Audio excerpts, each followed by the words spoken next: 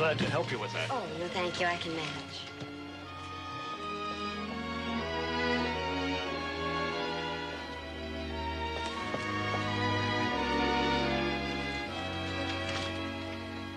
Oh, how to do, ma'am? Hello. I'm Linda Roberts. Oh, yes, Miss Roberts. I got your telegram. I have a nice room for you, second floor front. Oh, that'll be just fine. Would you register, please? Yes. I don't have time to take my bag upstairs. Would you watch it for me? Well, surely. And where's the courthouse? 1 block down the street. That's where they're holding the inquest? Yes, ma'am. That's The good. inquest. Thank you.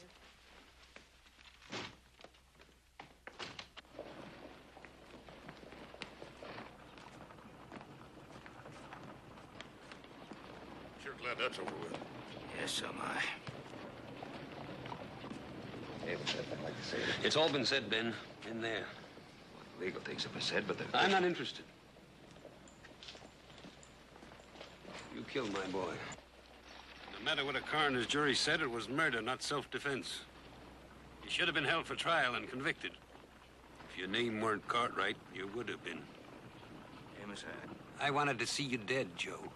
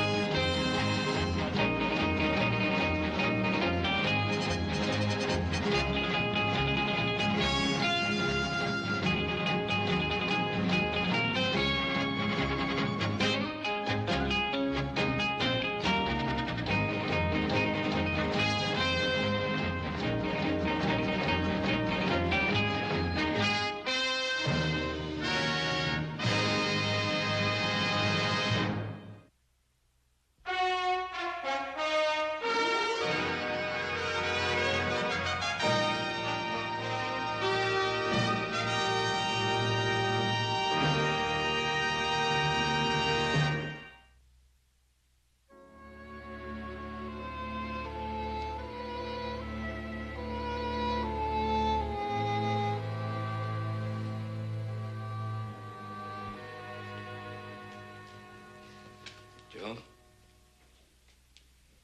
About time to turn in, isn't it? It's getting kind of late. I don't feel much like sleeping yet, Pa.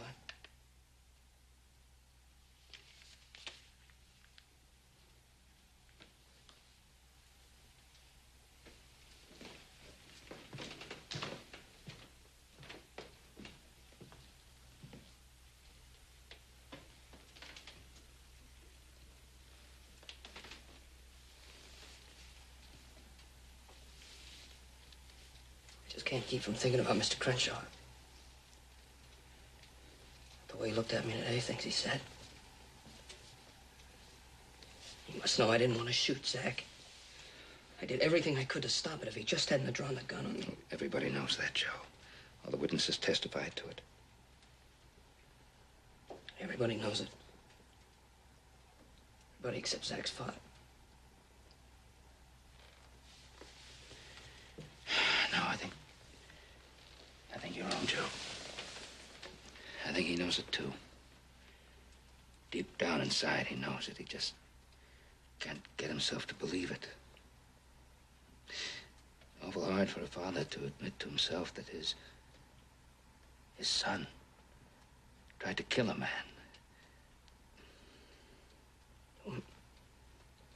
Maybe if I went over and I talked to him and tried to Explain it. Joe, listen. There's nothing you can explain. You've said everything there is to say. What Amos needs now is time. Time to think, time to let the wound heal, time to face the truth, to be honest with himself. Yeah, I guess you're right. And what you need, young man, is some sleep. I want you and Oz to go into town real early tomorrow and get some new men for that ditch digging, so off to bed. Right. And Joe, you did everything you could. There was nothing else you could do. Absolutely nothing. I guess you're saying that.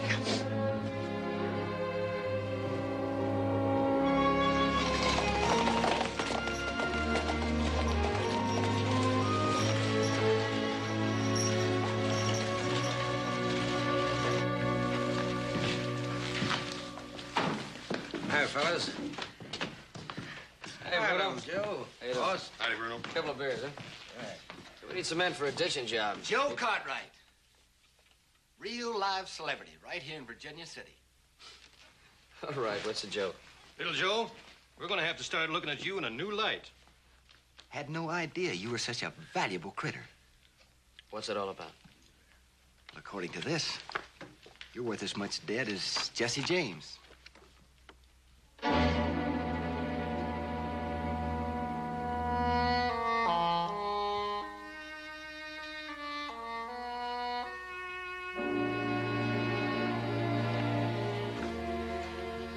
Lady wants you dead.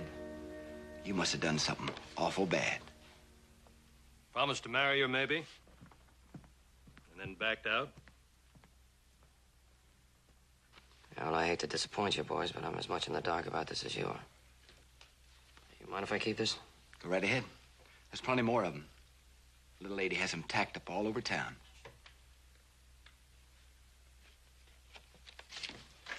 We'll be back for those beers later.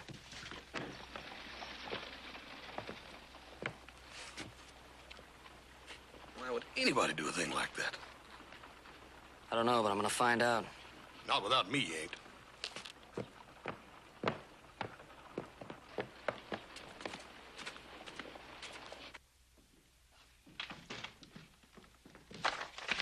Room 26, Joe. Miss Roberts is expecting you. She told me to send you right up. Thanks.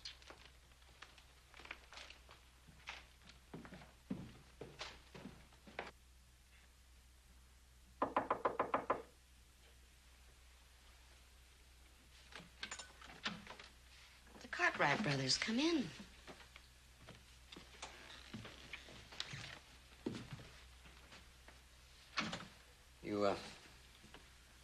You Miss Linda Roberts? I am Mr. Cartwright. As far as I know, we've never met before. I saw her yesterday out in front of the courthouse. And I saw both of you there for the first time. So you've seen me just once. This isn't a very funny joke. I can assure you that poster is no joke. Let me get this straight.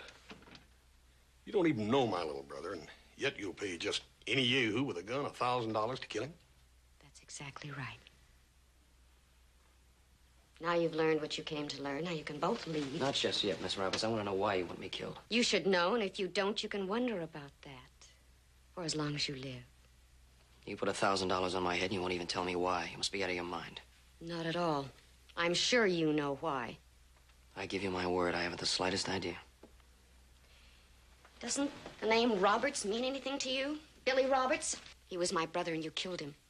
In Carson City, June 16th at 11 o'clock at night in an alley behind the Nevada House. He didn't have a chance. His gun was still in his holster when the sheriff found him. And don't tell me you weren't there because I know differently. I'm not denying I was there. I was staying at the Nevada House. I was questioned along with 15 or 20 other men. But you were the only one who fit the description the eyewitness gave. The witness saw me at the investigation and said I wasn't the man. He said he didn't think you were. It was dark in the alley and you could hardly see. What a coincidence. You were questioned about the death of my brother and released. A month later, you were questioned and released about the killing of Zach Crenshaw. It's quite a habit with you, isn't it, Mr. Cartwright? Killing people and getting away with it. Zach Crenshaw pulled a gun on me. I had no choice. There were a dozen witnesses. A dozen witnesses bought and paid for with Cartwright money. Now get out of here. Both of you, get out. Come on, Joe.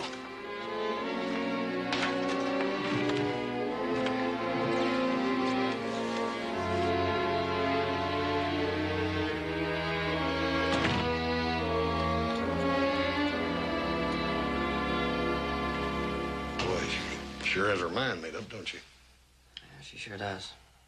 Well, don't worry about it. Nobody's gonna take that poster seriously anyhow. You sure of that, huh? No, yeah, the whole thing's silly, Joe. For a $1,000 reward on that poster. People act pretty silly for $1,000. See if we can hire the men for that ditching job.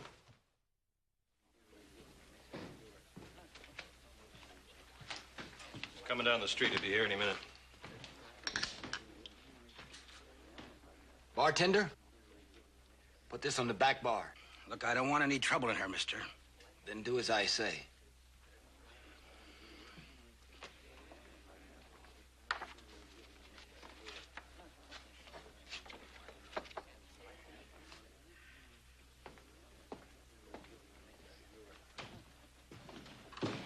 Take those 2 beers now, brother.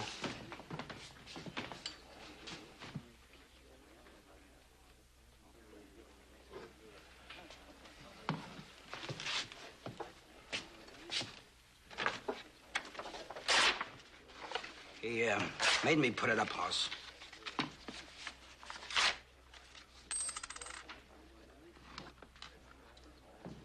They went tearing out of here to see the lady. They came back meaner than a pair of rattlesnakes. Yeah, it begins to look like the lady's got a case. That poster must mean what it says. Well, if she's willing to pay $1,000, he must have hurt her bad enough to deserve killing. How about that, Joe? What did you do to the little lady? He ain't talking, Jim. He's too ashamed to tell us. I figure that's proof enough. It's time somebody did something about you, Cartwright. And I'm just a man for the job. Doing this for Miss Roberts or for the money? Both. Not often a man gets a chance to do a lady a good turn and get paid besides. Well, I hate to disappoint you, but it takes 2 to make a gunfight. I'm not interested. Only when you can draw on a boy who hasn't got a chance. Come on, Joe, let's go. You draw or crawl. Or every time you leave the Ponderosa, I'm gonna give you a beating until you're man enough to face me.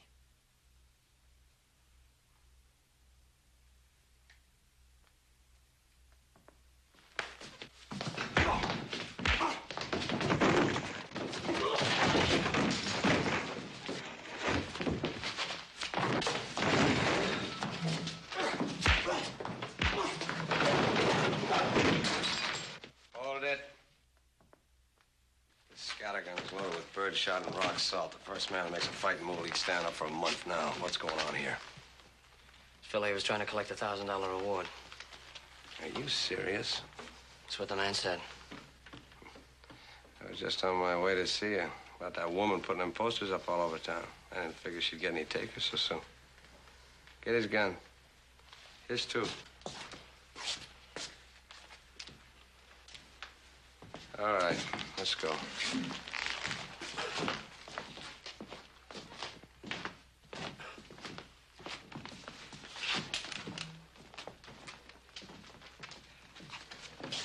Still think those posters are silly?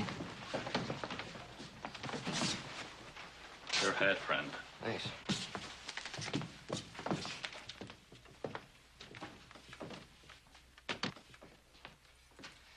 I'll give those 2 24 hours in the cell and 20 minutes to leave town. Shouldn't have any more trouble with them. And I'll go to the hotel and have a talk with Miss Roberts. I'll go with you. Joe, look, maybe Maybe we ought to get on back to Ponderosa. Paul's gonna be worried about us anyhow. We haven't hired the men for the ditching crew yet. I'll take care of that, Joe. You going home. Hey, what do you want me to do then? Hide under the bed? Ah, Joe, just hold on. Hoss is right. There might be a couple other drifters around town, like those two I just locked up. No use looking for trouble. Give me a little time. I'll get this thing straightened out. Look, Joe, you do what Clem says. I'll hire the men. I'll take care of everything here. You go on. Hoss, make sure he stays out of town till this thing simmers down. I'll let your pa know when. Thank you, Clem.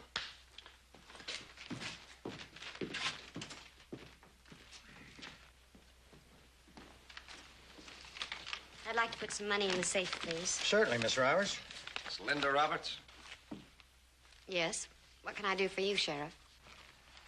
Well, I been finding these all over town. Did you tack them up? Yes, I did. Why?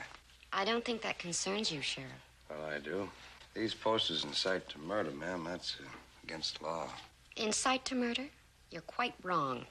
That poster specifies a fair fight. A fair fight in self-defense. That's what a coroner's jury said yesterday. Now, wait a minute. Self-defense is no crime, and the only thing you can charge me with is inciting someone to protect his own life. I'm afraid it goes a lot deeper than that, but I'm not going to stand here and argue the law with you, ma'am. We got us a prosecutor, and town's paid to do that. It's been nice, Sheriff. My key, please. Oh, you won't be needing your key. You're going with me. I'll lock you up. On what charge? Suspicion of inciting to murder. And just how long do you think you can hold me? Long enough to make you see a few facts and realize you're making a big mistake. After you.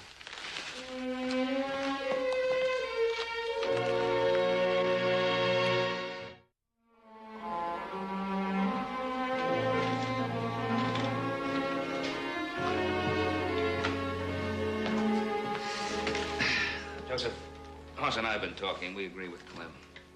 You better stay away from Virginia City for the next few days. Oh, but Pa, No buts. No buts. There's plenty for you to do here. You can take charge of the ditching job. And that'll keep you busy enough so you won't have time to think about other things. Well, he hired the new men. Why can't he handle it? Because I want you to do it. All right. Listen, Hop Zane's been clanging those pots and pans around them back there for an hour. We better get back and eat or we're going to lose a good cook. What'd you say, Hoss? I said, oh, hi, Hop Zane.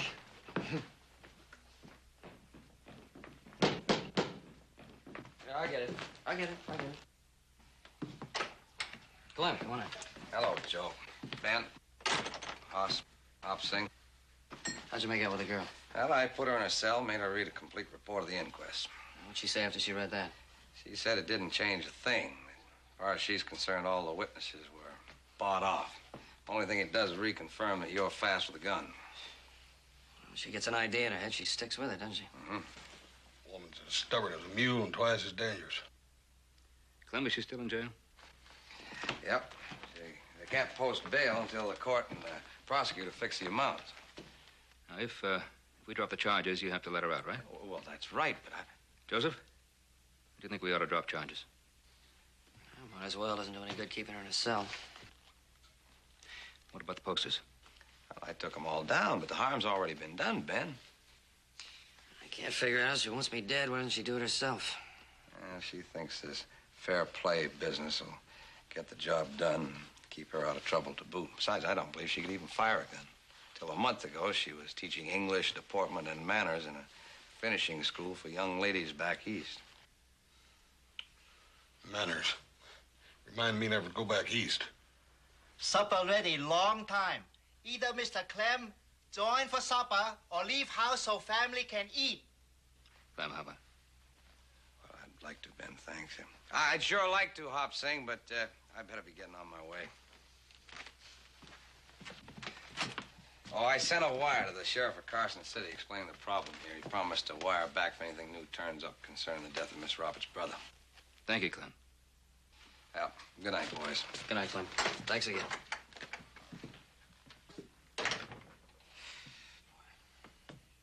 Joseph, let's eat.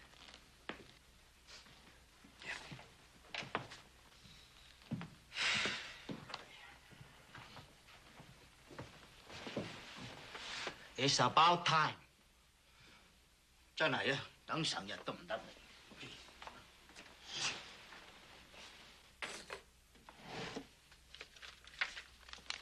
You can thank Joe Cartwright for your release. He wanted the charges dropped. I wouldn't have been so generous. I'm sure Mr. Cartwright's a very generous man. He can afford it. But you can tell him for me he isn't fooling anyone. He can't hide his guilt behind a display of generosity. Good night, Sheriff.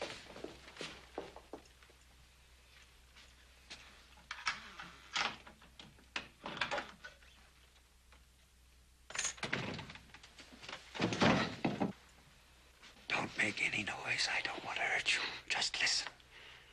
I understand you want Joe Cartwright killed. Is that correct?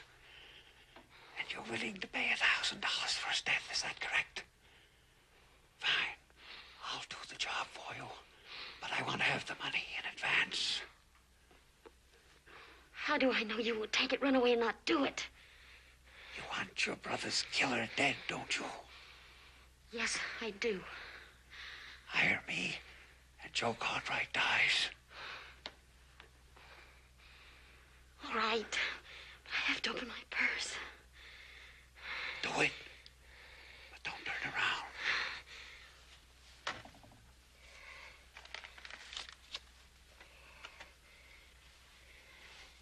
Don't turn around.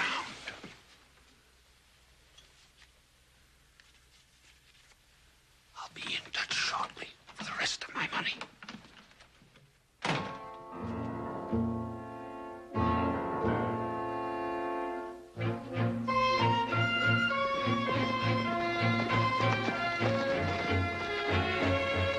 Check the man up on the east section. I'll take care of the west.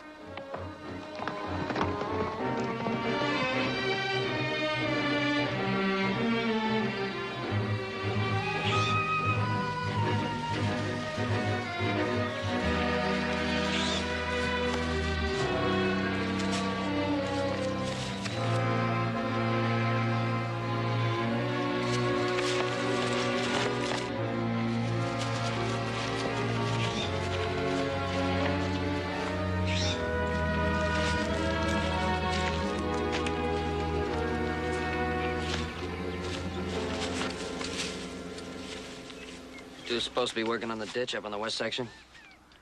Yeah, we was just taking a little rest, that's all. When my brother hired you, didn't he tell you there was no drinking on the job? Yeah, that's right. That's what he told us. Good, I just want to make sure. I hate to fire anybody by mistake. You got a day's pay coming. Pick it up at the house.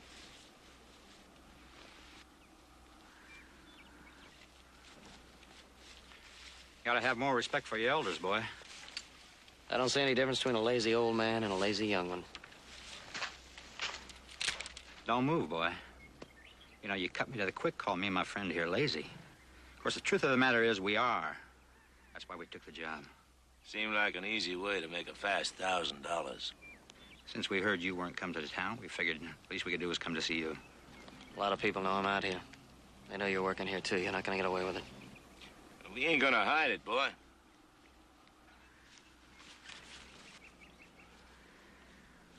You're gonna die in a fair fight.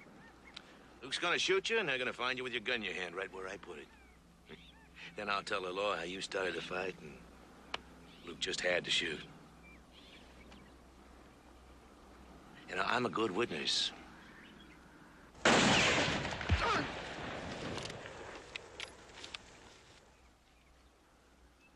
All right, throw it over here, nice and easy.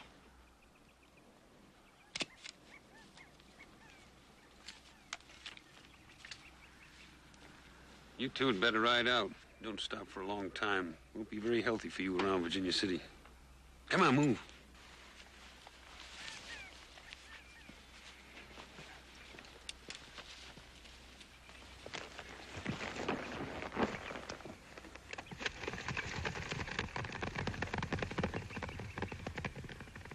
Lucky thing I came along.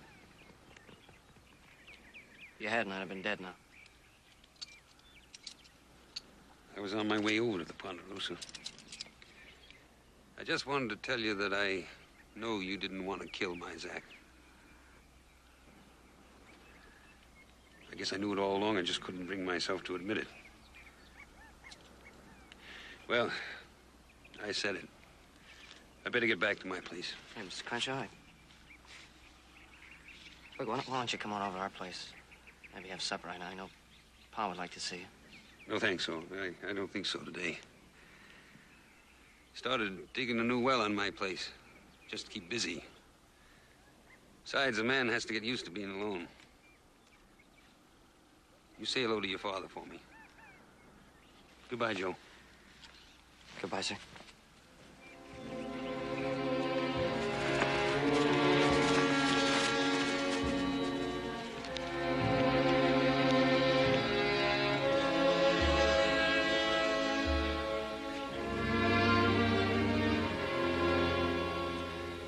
Quite serious, Joe. I don't want you near any of the new men until Clem has things settled down in town. I'll take care of things around here for a few days, Joe. Thanks. You know, I think you started this whole thing just so I'd have to do your work for you. Pa, if you don't need me for the next few days, I'd like to go to Mr. Crenshaw's place and give him a hand digging that well. Well, that's fine with me. If you don't think Amos wouldn't rather be alone. No. Now, if you'd have seen him today and talked to him the way I did, I think you'd agree with me. I think that's the last thing he wants, is to be left alone. Well, fine. Tell Amos that if he needs anything, if we can help him in any way. He knows that already. Good enough. I think I'm going to turn in. I want to get an early start. Good night. Good night, Joe. Good night, John. You know, Paul, things have been kind of rough for Mr. Crenshaw. I have an idea that Joe's being over there might make him feel a little better. Yes, I hope so. I know that being there will make Joe feel better.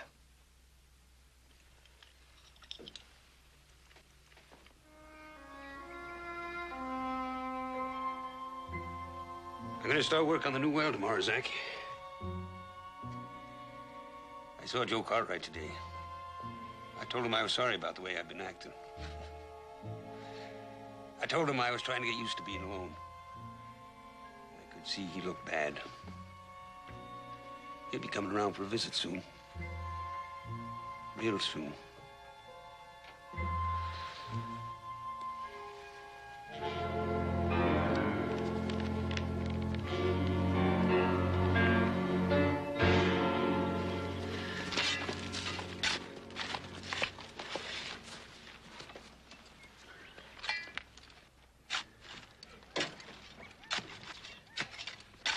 Mr. Crenshaw? Hello, Joe. What are you doing out this way? I got pretty well caught up in my chores at home. I thought I might come out and give you a hand digging that well. Oh, that's mighty kind of you to take pity on an old man. I can make out all right. Yeah, well, look, it's got nothing to do with pity. It's really kind of selfish on my part. You know, that trouble we had out at the ranch the other day, I thought it'd be best if I didn't go near strangers for a while. You sure that's the reason? Yeah, I'm sure. In that case, grab a shovel. It's no fun working alone. Take a little rest. Let me get in there. I'd be glad to. Heard there was a little trouble in town. What's it all about? A girl named Linda Roberts. Got an idea I killed her brother because of... Because of what happened to Zach? You can say it, Joe. I learned to say it, to accept it. Doesn't do any good to pretend it didn't happen. It's no good for either one of us. I guess you're right. I know I'm right. Now let's get in here and work together. I have a feeling we've got to go a long way down before we get what we're after. A long way.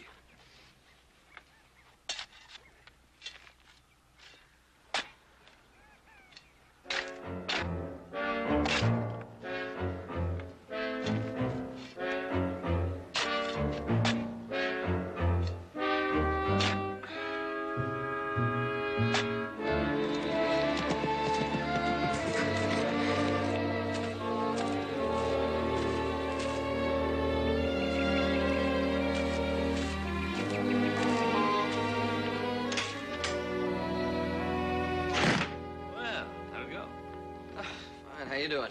I'm doing all right. You look all worked out. Yeah. How'd everything go? Good, good. We got a lot of work done on the well. I wasn't thinking about the well. How did it go with Amos? It went fine with Amos. Good. Yeah, a lot better than I expected. Good. You know, what you were telling me the other night was right. You give a man a little time to think. It made me feel better, too. I knew it wasn't my fault about Zach, but You still. don't have to explain to me. I know how you feel. You feeling hungry? You bet I am. Supper's ready. Get one step. Okay.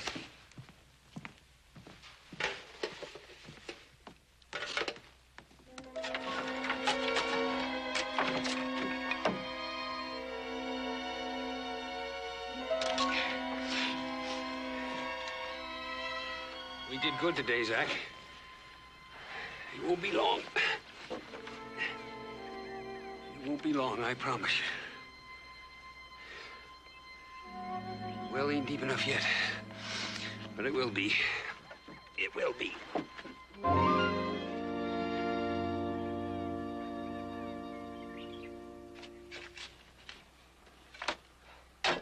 Here she comes.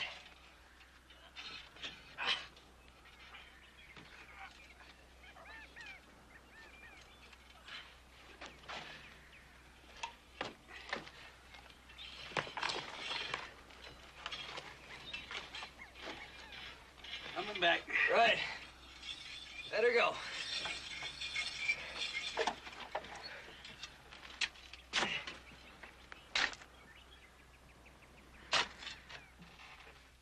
Howdy, Clem. This just came from the sheriff over at Carson. Figure you'd want it right away. Thanks, Pat.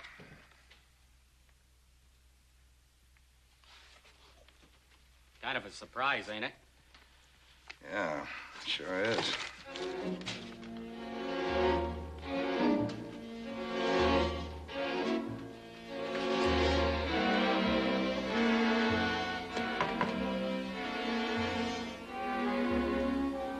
Who is it?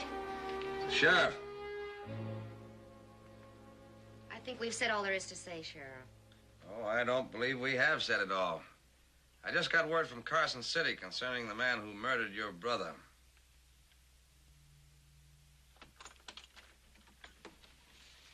Your brother's killer has been positively identified by the eyewitness from a sketch on the front page of the Virginia City Enterprise. They get our paper a few days late in Carson. Zach Crenshaw. That's right. The man Joe Cartwright shot in self-defense, the man who killed your brother. I don't believe it. No? Here's a telegram. You read it.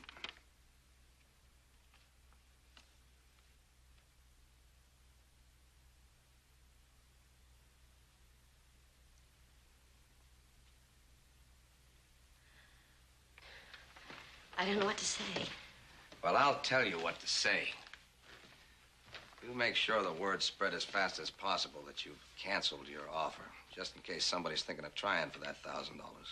Then get over to the newspaper office and have some new posters printed up, admitting your mistake. Do you realize you came close to hiring somebody to kill an innocent man? Sheriff, I've already hired a man to kill Joe Cartwright. What? I already paid a man to kill Joe Cartwright. Who is he? What's his name? I don't know. I don't even know what he looks like. You listen to me, young lady. You get to making sense, and quick. I came in my room. It was dark, and he wouldn't let me see his face. He wanted half the money in advance, and I was so sure that Joe killed Billy that I gave it to him. You were so sure. I better get out to the Ponderosa and warn the Cartwrights what's happening. I'm going to go with you. No, you're not going to go with me. I believe Joe Cartwright's had enough of you to last a lifetime. Well, you can't deny me the chance to prove that I was wrong, to say that I'm sorry. All right, you can go, but we stop at the newspaper first.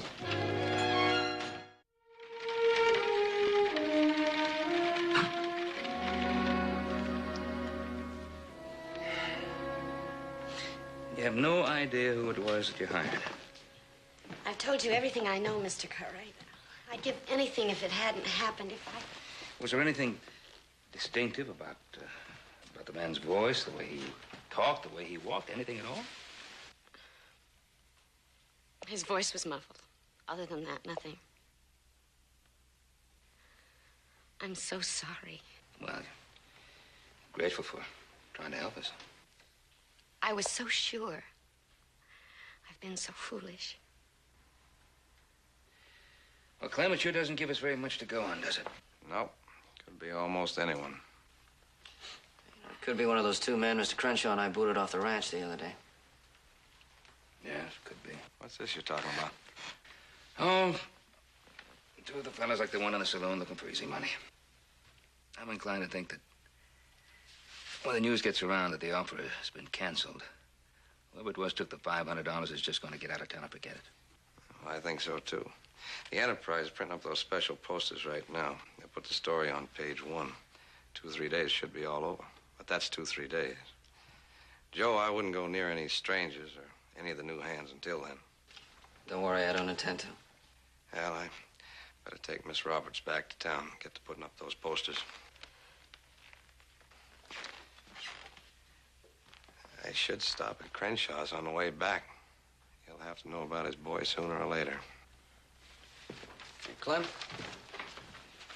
why don't you let me take this wire over to Mr. Crenshaw, huh? Joe, I think you better stay close to the Ponderosa. Well, I'm not going to run into any strangers on the way out to Mr. Crenshaw's. I've been working with him the last few days. It's going to hit him pretty hard. I think he might take a little better coming from me. How about it? Well, just as far as the Crenshaw Ranch and back, no more. Understood? Understood, don't worry.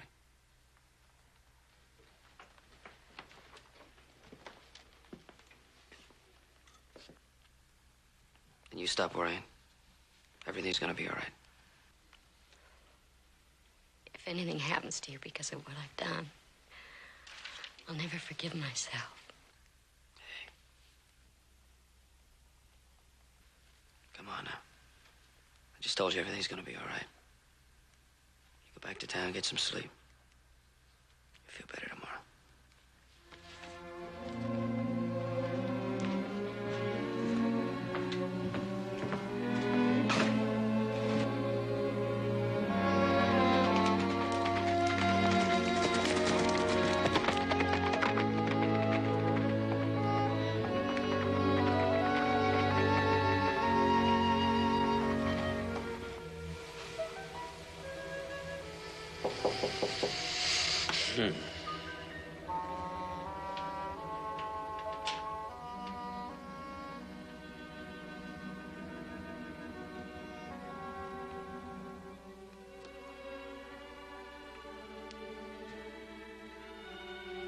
Mr. Crenshaw?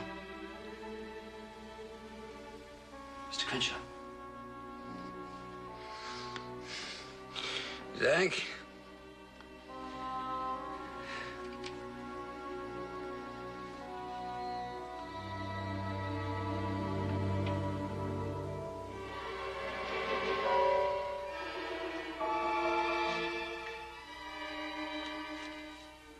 Didn't you put in enough hours here today?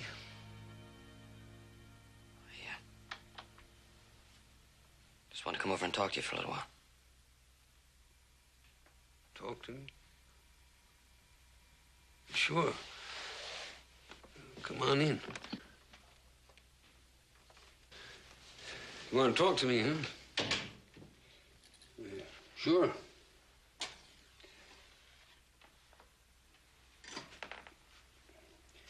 Had your supper? No, sir, I haven't, but I'm not hungry, thank you. Oh, nonsense. Grown boys always hungry. Come on, sit down. Good beef stew, hot and ready. Well, really, it's very kind of you, but I'm not hungry. Come on now, I mean it. We don't want that stew to get cold. There's plenty of time to talk after you eat. I ain't the best cook in the world. Zach always liked my stew.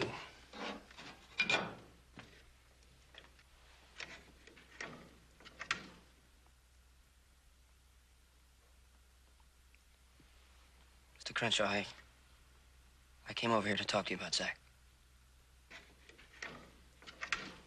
He was a handsome boy. Wild, free, spirited like a fine horse. But he was a good boy, wasn't he, Joe?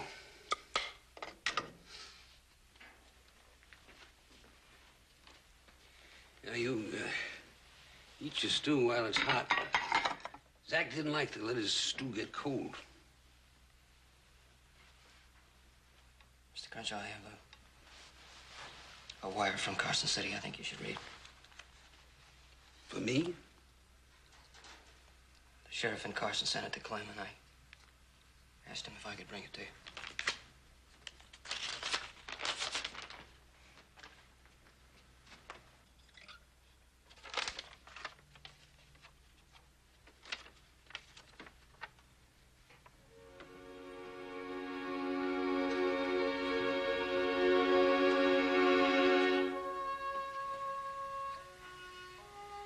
I'm sorry.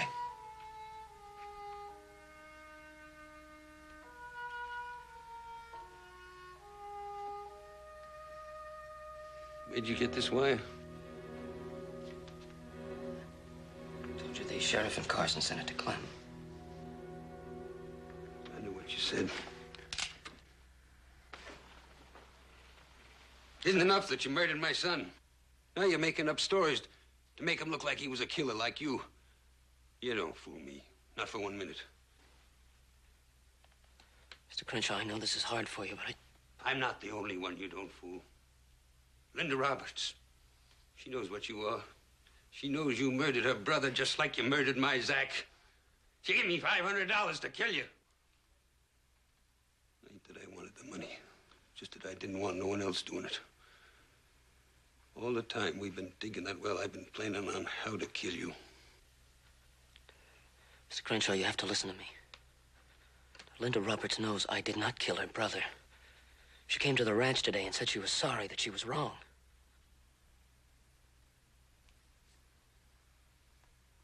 She came out to the Ponderosa? I swear it. She's even printing a poster saying she knows she was wrong. Why would she give me $500 if she knew she was wrong? Because she didn't know the truth when she gave you the money. Please believe me.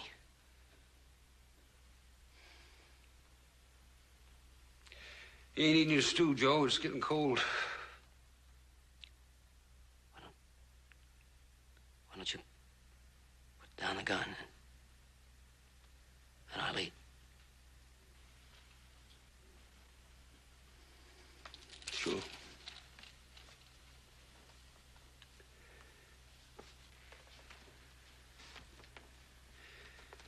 You were telling me about Miss Roberts.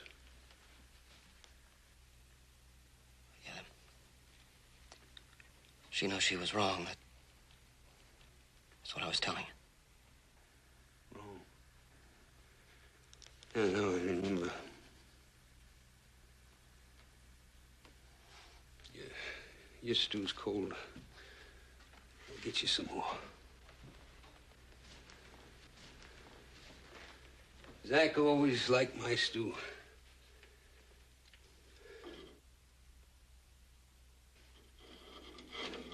Zach. Ah! Zach's dead! And you murdered him!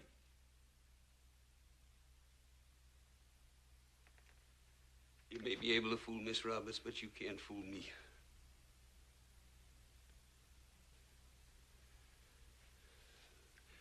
That well we've been digging is going to be your grave.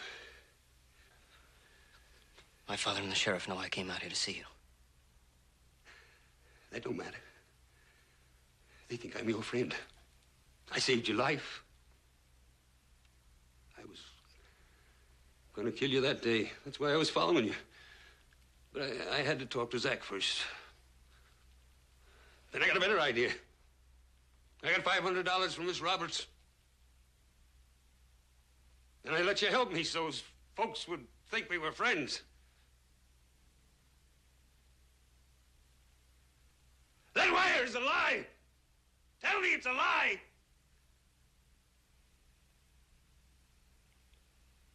I wish I could, Amos. I wish I could.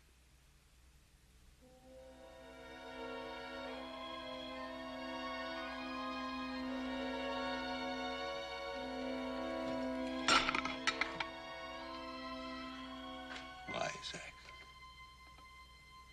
Why? You were such a good boy. Such a good little boy.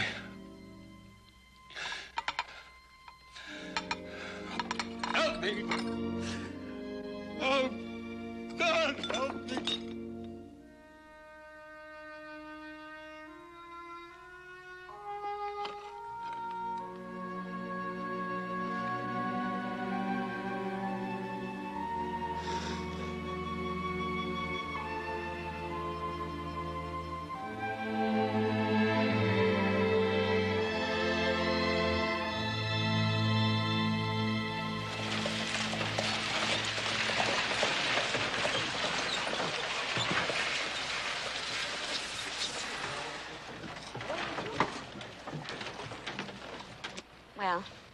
time to go.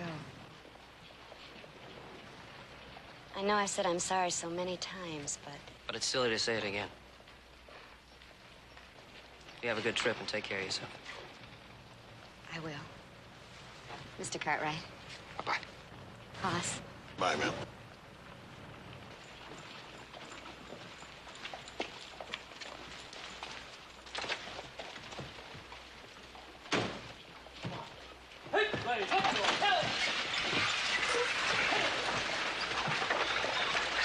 You know, I think that little lady's gonna be all right. Yes, I think so, too. Just hope Amos will be all right. Well, a man learns to face the truth. He learns to live with himself. It's gonna be hard.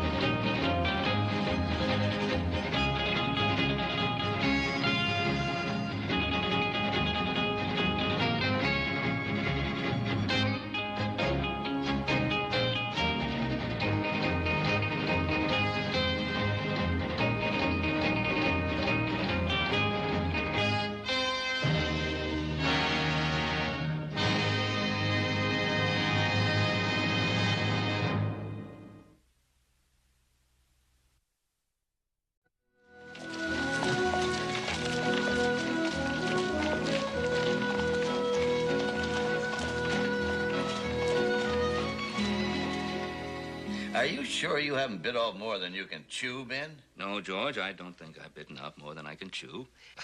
Timber cutting's right on schedule. As a matter of fact, I'm a little ahead. Now, you see, it just doesn't make good business sense to haul that timber all the way to the sawmill and then haul it all the way back again. That's going to cost a lot of money. Yes, it is.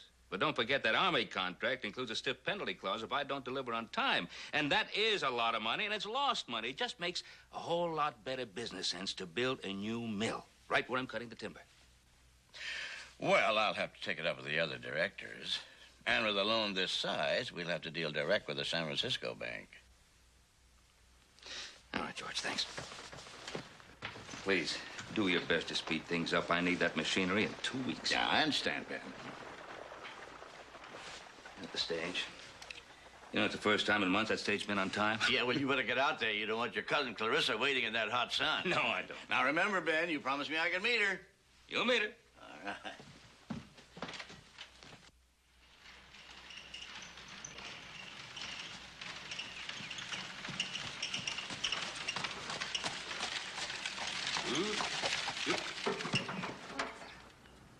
Oh, Benjamin. I can see why you're happy here.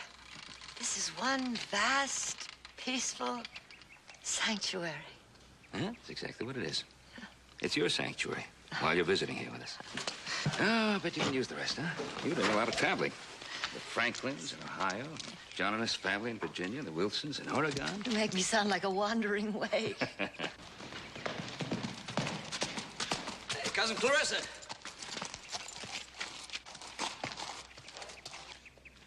Welcome to the Ponderosa. You must be Joseph. Your father said in his letters that you were the impetuous one. I just hope that's all he said.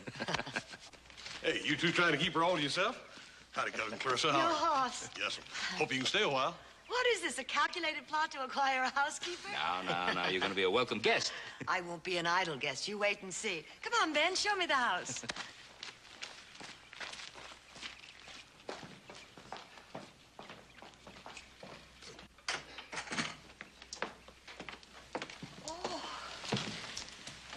Absolutely charming place. But it could use a little redecorating. You know, I redecorated for the Lewises in Illinois. Oh, yes, certainly, I remember. Where is it? Where's what? The kitchen. After all, a cook can't rest till she sees the kitchen. Oh, Benjamin, I'm going to have such a wonderful time cooking for you. After all, most women have only one man to care for. Now I'll have three. Oh, welcome to Ponderosa, Cousin Carissa. Oh. My name is Hop Singh, #1 cook. Hop Singh is almost a member of the family. Pretty soon I change name to Hop Singh Cartwright. Everybody very happy you come here. See? It's not often we have lady from East to visit. Oh, you must be hungry from trip. Oh, don't go to any trouble. Just something simple. Oh, no trouble. We have liver pate, dandelion soup, marinated lamb, roast chicken, nice green salad, ready in 1 hour. Yeah, you're probably a little tired. Would you like to rest before dinner? Well, I am just a little tired. Good. Joseph, would you show Clarissa to her room? Sure thing, this way.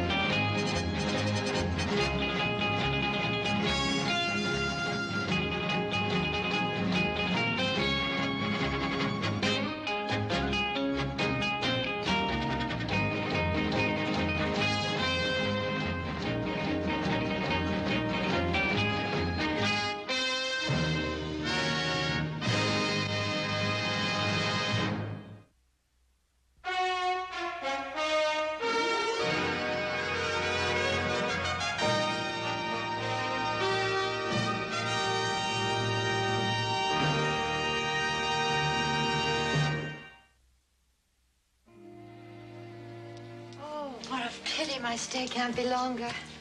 You're welcome to stay with us as long as you like. We've got a ticket for Sacramento tomorrow. Oh, Joseph, what a lovely room. Glad you like it. All those horses. Reminds me of Cousin John's. They live in Virginia. I love Virginia. The people there are so genteel and civilized. I hope after all those fancy places you don't find us a little too rough and ready for you. No. You have a lovely home, a cook, a family, kind of warmth and security that a casual visitor that blows in like a leaf on the wind can't change. Well, I'll get some water for you for your bath, okay? Thank you, Joseph.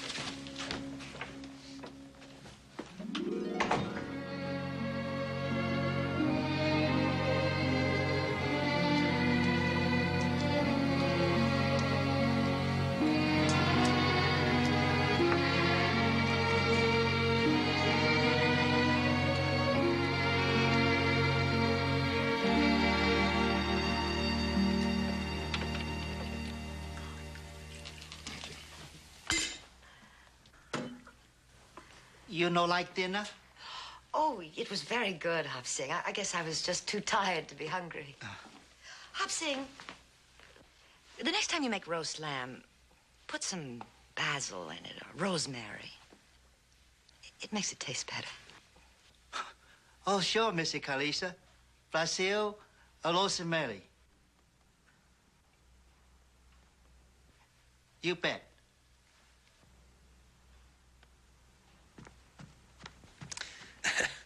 I'll declare, Cousin Clarissa, you eat like a hummingbird.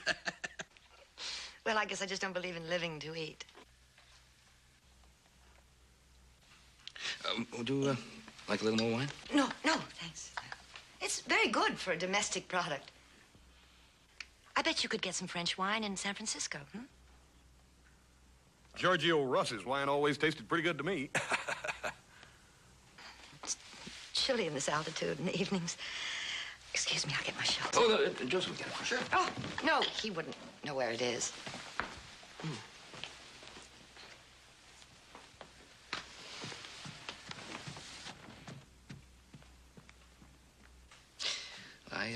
I must say I enjoyed the meal. I thought Hop Sing outdid himself. So did I, Paul, but I got a feeling that Clarissa didn't enjoy it much. Yeah, I think you're right. Oh, stick your foot off the table. Yeah. Yeah, with all them fancy Eastern relatives, I reckon she figures we're a little backwoodsy or something. I bet you Hop Sing's out in the kitchen now trying to figure out who Basil and Rosemary are. I feel sorry for her, though. Kind of sad. Ever since her father died, she's been traveling around, visiting with one relative after another. Well, how come she never did stay no place permanent, Paul? Dunno. Yeah, she was saying something about a ticket to Sacramento. She got relatives in Sacramento? No. She told me about that when I picked her up in Virginia City and brought her in. She's going to settle down in Sacramento. That place called Shady Rest. Now, I know what that is. It's where people go and they have no place of their own to live. She's kind of a young gal to be spending her life in a place like that, isn't she? Of course she is. She's too young to shut herself off in the world like that. Listen, maybe she ought to stay around here for a while. She might learn to like it. A lot of eligible bachelors in Virginia City. I thought maybe, if it's all right with you two, maybe we could talk to her. Be nice to have her around. Maybe she would stay for a while. It's fine with me. It's fine by me. I'll talk to her.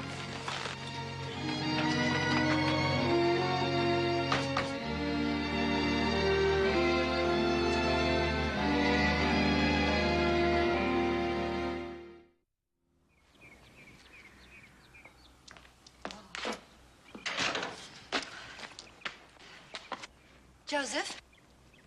Hey, Clarissa, you're all dressed up. You going someplace? Yes, shopping. That is, if you'll hitch up the horse for me. I'll do you one better. I'll drive you in town myself. Oh, no need for that, Joseph. I'm very good with horses. Besides, I wouldn't dream of taking you away from your work. Okay, if that's what you want. I have to do everything myself. Where are them men you promised me? Clarissa, this is Harry Baker, our foreman. He's been with us so long, he thinks he owns the place. Well, if I did, I'd have me enough hired hands to finish building that sawmill. Well, I hired the men yesterday, Harry, and they're going to be here this afternoon.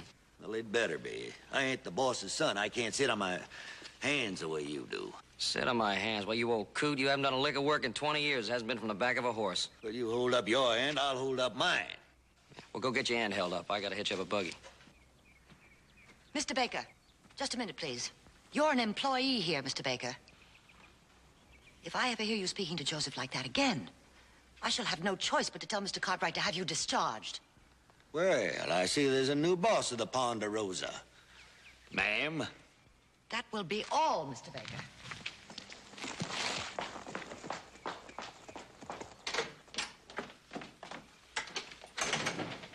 Teresa, I thought you'd be halfway to Virginia City by now. I would have been if I hadn't run into your foreman. Baker? What do you do? He was yelling at Joseph out there. As the older son, you should have been there to cope with him. Baker don't need no coping with. He yells at us, we yell at him. I just yell a little louder, he yells faster, that's all. That's just my point. A hired man should not yell at a Cartwright.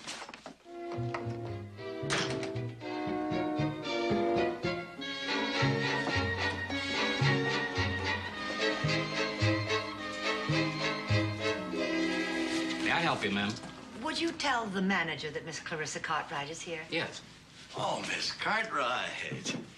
Well, this is a great pleasure. I'm George Bristol. Ben told me you were going to visit for a few days. Benjamin has asked me to stay on indefinitely. Well, that's great news. I hope we see a lot of you. Would you please come into my office? Thank you.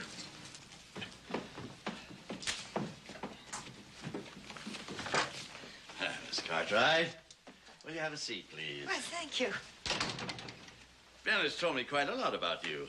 Oh? But after we've met, I realize he hasn't told me half enough. Oh, well, thank you, Mr. Bristol. Now, Miss Cartwright, what can I do for you? I came in to open my account. I feel that a depositor should have complete faith in his bank, don't you, Mr. Bristol? You certainly should. Therefore, I don't believe I'll put all my funds in at once. Rather, I'd like to make a token deposit of $30. All right. Here's your deposit slip. And if you'll just sign this card.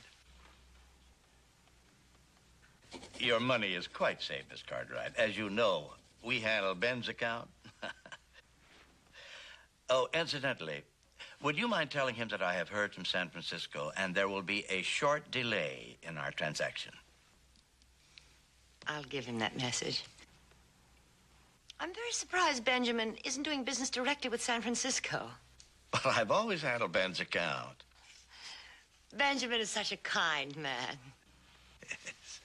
I'm sure he tries to do business with the local people as much as possible. Good day, Mr. Bristol. It's a good day.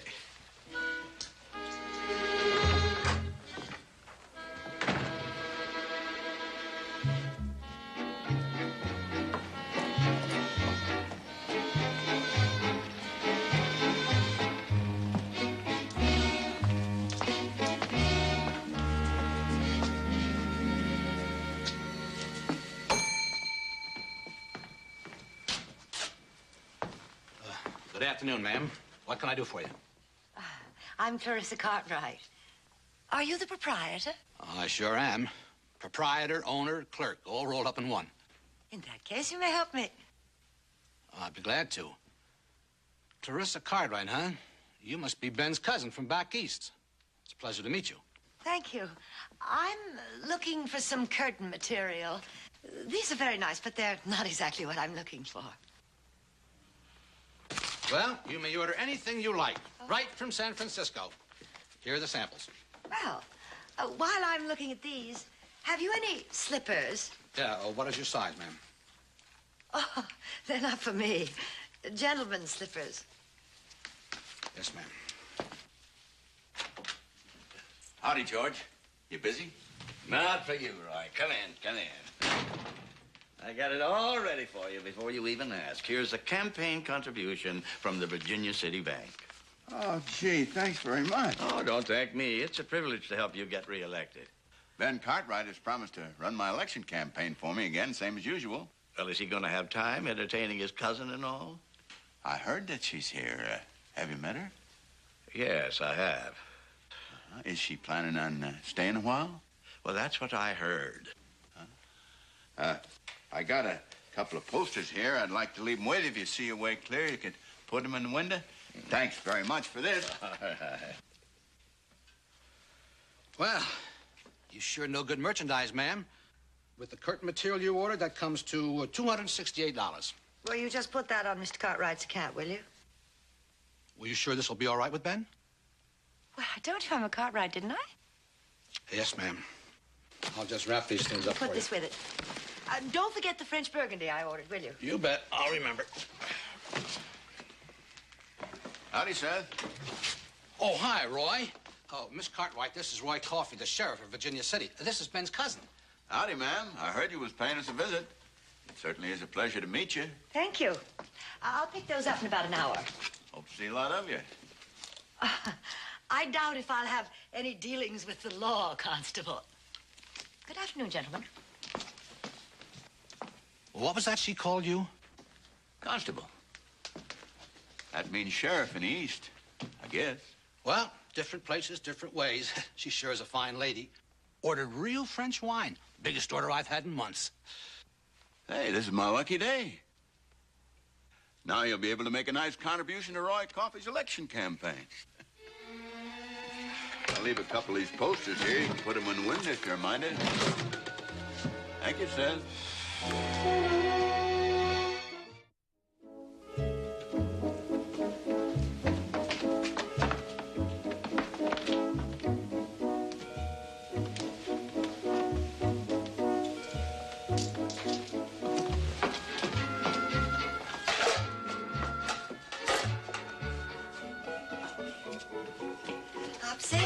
I'd like to speak to you for a moment.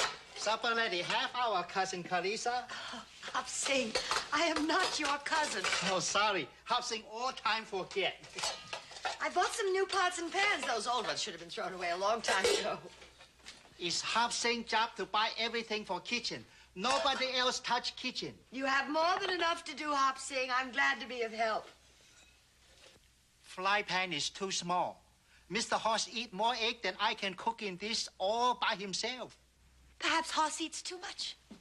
Dinner in 45 minutes, Hop Sing. Supper in half hour. Same time as usual.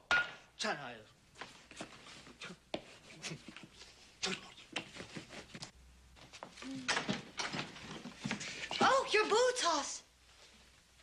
Yes, what about them? They're dirty. Yes, they generally get that way working around the range all the time. Yes, that's why I bought the house slippers for you to put on when you come indoors. I've had Hop Sing on his hands and knees all day, washing and waxing and polishing these floors. Yeah, I'd Looks real nice. Much too nice for muddy boots. Yeah. Remove your boots, Hoss, please. Please.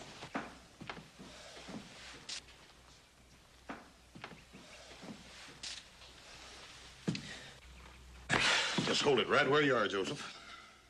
Your boots. Yeah, my boots. What about them? They're dusty. They're dusty. They generally do get dusty when you work around the ranch. Joseph, they're entirely too dusty to walk on this floor. Look at it. Hop Sing's been in here on his hands and knees, scrubbing, waxing, polishing all day. Well, what are you going to do, carry me upstairs? Slippers, Joseph. There's yours. Slippers. Cousin Clarissa. That's right. Next thing you know, she's going to have us wearing ties to the dinner table. Not me, she ain't. Slippers.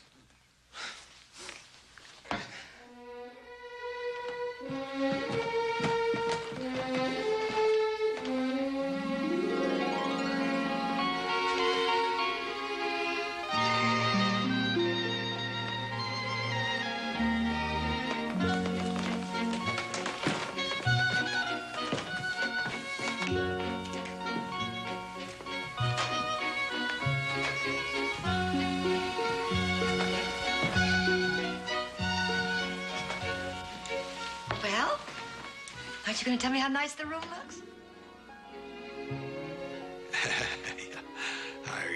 I reckon this is what Paul meant by a woman's touch, huh? It is. The room certainly needed it.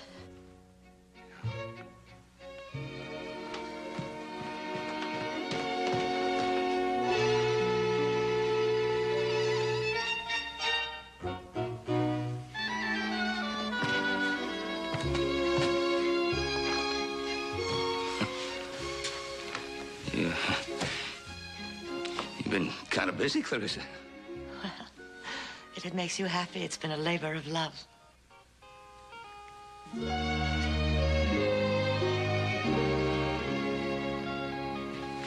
Now get this extra men. Let's see if we can speed things up a little bit, huh? Yeah. First, like to ride into Virginia City or over to the next ranch and get some breakfast. Breakfast? You just had 3 portions. Yeah, porridge. Oh, I ain't had porridge since I was a kid. Whatever happened to steak and eggs, anyhow? Well, Clarissa's just trying to vary the menu. Well, good, but she starved me to death while she's done it. Dum, do, bum, dum, bum, bum, bum. Hop Sing? Yes, cousin. Missy Cartwright? I found this absolutely beautiful sterling silver tea service in the back room. Seems like such a shame to hide it. Everybody here drink coffee. Nobody drink tea, so I leave in back room. Well, I drink tea, and at the traditional 3:30. Sure, I fix tea. Now, you be sure the water's boiling, and don't fail to preheat the pot, and let it steep. You have some small cookies? Got plenty cookie left over from little Joe's birthday party. Marvelous. Dum, ba, ba, ba, ba. Heat pot, boil water. 邊時係咁樣煲茶？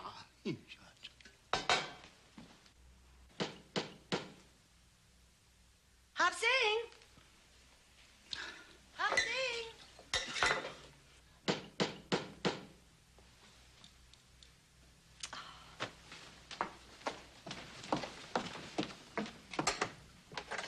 Oh, howdy, Miss Cartwright. Is Ben around? Benjamin and the boys have been out all day long. Well, is there anything I can do for you? Well, no, I don't think so. I told Ben that I'd bring some of these election posters by. He always handles my election campaign, you know. No, I didn't know that.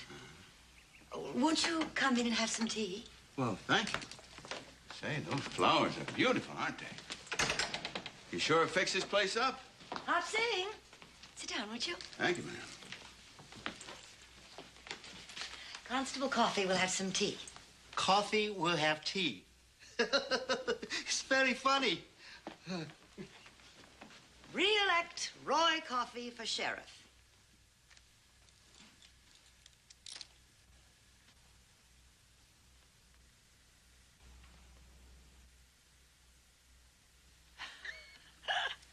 It's not a very good likeness, is it? Well, most of the folks know me. They'll recognize it. Tea right on time. 3:30. I do think tea is so civilized, don't you? Cream or sugar? Well, I don't know. I don't drink much tea. Oh, see, Hop Sing hasn't brought the lemon. Oh, the domestic help out in the West is deplorable, don't you think? Miss, I just don't want to cause you no bother. I am in a bit of a hurry, and if it's all the same with you, I'll just be running along. And you will tell Ben that I left the posters, please? Well, surely you don't expect Benjamin to tack up these posters, do you? Well, I wouldn't be too sure about that, generally. I can understand him getting deeply involved in state or national politics, but not on a local level. But when we talked about it the last time, he said distinctly that he wanted to handle my election campaign. Oh, I'm sure he would, if he could spare the time. But he said... I'll tell you, I'll talk to him when he returns. You know, sometimes I think Benjamin is much too generous with his time. Maybe I better just hang on to these posters until after you've had a chance to discuss the matter with Benjamin. I think that would be an excellent idea. Goodbye, miss. Goodbye.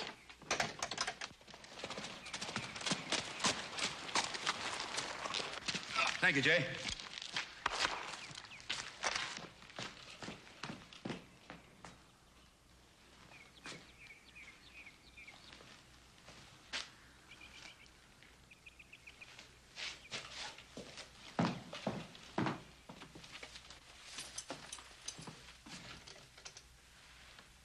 Is that you, Benjamin? Yes, it's me. Too bad you weren't here a half an hour earlier. You missed Constable Coffee. Oh, you mean Sheriff Coffee? Yes. I'm sorry, I missed him. Oh, did he leave anything for me? No, I offered him some tea, and we discussed his campaign for re-election. He seems like a very nice man. Oh, he's Roy's one of the best. Sorry, I missed him.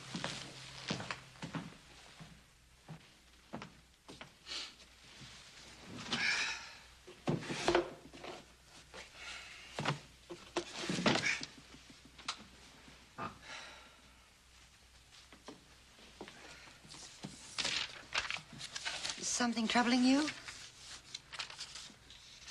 Well, as a matter of fact, yes. That lumber contract with the Army. I can't fulfill it until I get the new machinery. I can't get the machinery until the loan comes through. It hasn't come through, and time is running out on me. I just have to go in and see George Bristol again. Would you like to ride in with me tomorrow morning? Yes, and I can do some more shopping. That is, unless you think I've run up too many bills. Everything looks lovely. We'll ride in right after breakfast. All right.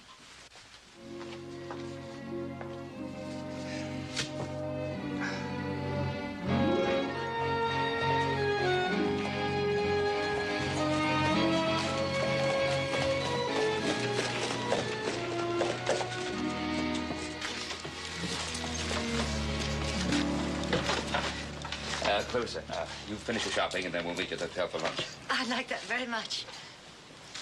See you later, Joe. Yeah, see you later, Pop. Hello. Hi, Ben. I'm expecting a wire from Sacramento. Will you look to see if one came in? I think one came in last night for you, Ben. I'll take a look for it right now. Good. I simply had to come and see you, Mr. Bristol. Benjamin tells me he's deeply concerned about the delay, and so am I. Well, I'm doing my best. Well, it's just not enough. Benjamin is losing valuable time by dealing with such a small local bank. Are you suggesting that he could do better without me? Mr. Bristol, Benjamin is dealing with you because you're such an old friend.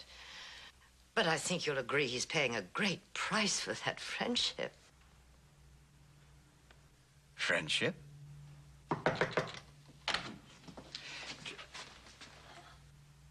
Oh, Clarissa? Well, I didn't know you were here. I thought you were out shopping. Well, I had a little business with Mr. Bristol, but I'll just be leaving. Oh, no, don't move. I'll just be a moment. George? Morning, Ben. I just got a wire from Sacramento. They have the mill machinery ready to ship, and I was wondering what you'd heard from San Francisco. George? George, I said, what did you hear from San Francisco? The loan has not been approved yet. I told you it would take time, and after all, this is only a small-town bank. George, look, you know about my Army contract, the stiff penalty clauses, and the cancellation clause. I can't wait much longer. I understand your problem. However, perhaps it would be better if you handled it yourself.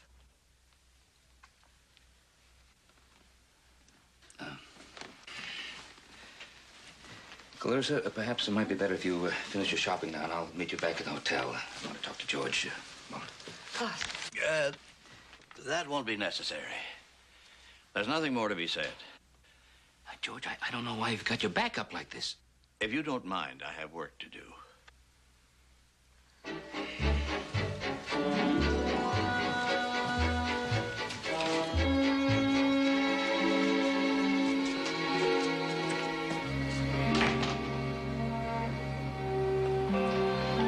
I just don't understand that George. Sometimes he gets so danged uppity. Can't even reason with him. Get my own loan. Oh, I'll just finish my shopping.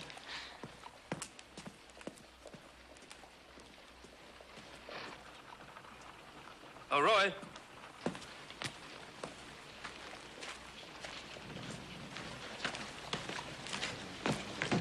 There, sir. Ben, hi.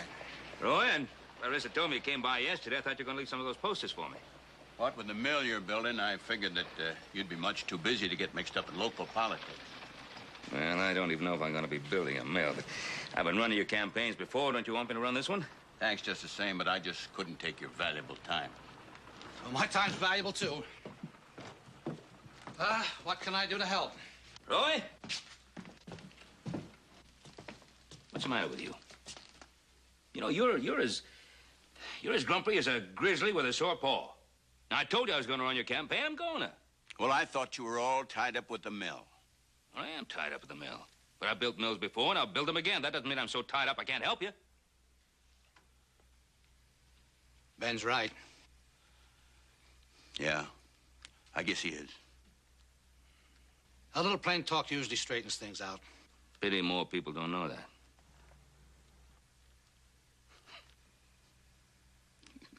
Son of a gun.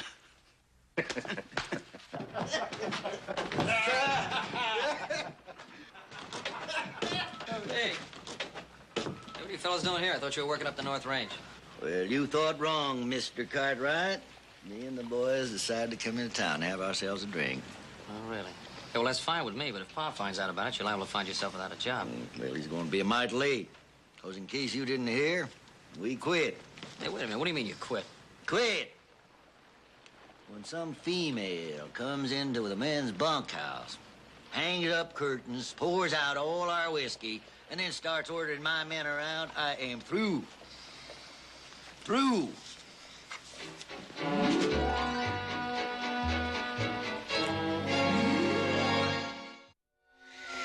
Roy Coffey was no problem. I just talked to him and straightened things out with him.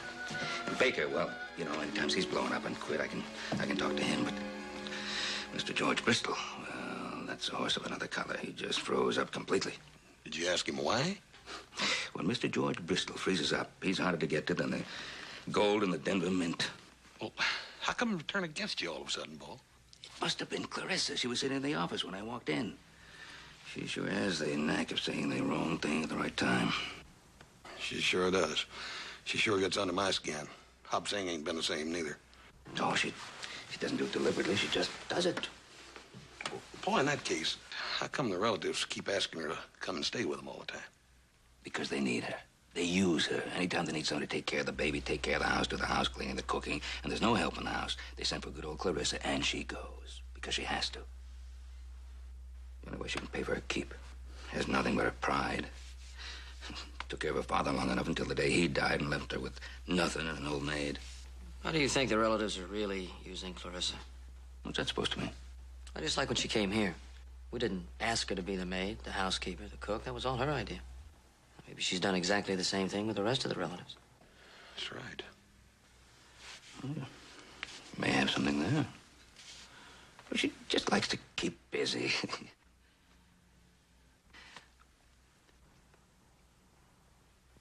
I'll tell to stop running our lives. When? When will you talk to her? Soon. I'll talk to her tomorrow. How about now? Still early.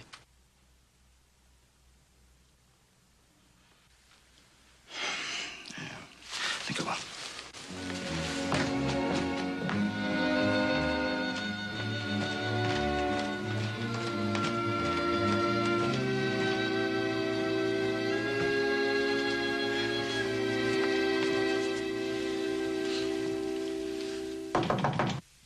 Yes, It's Ben, Clarissa.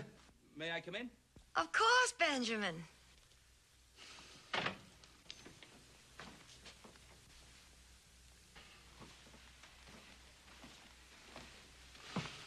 You know, I've been lying here thinking about this house.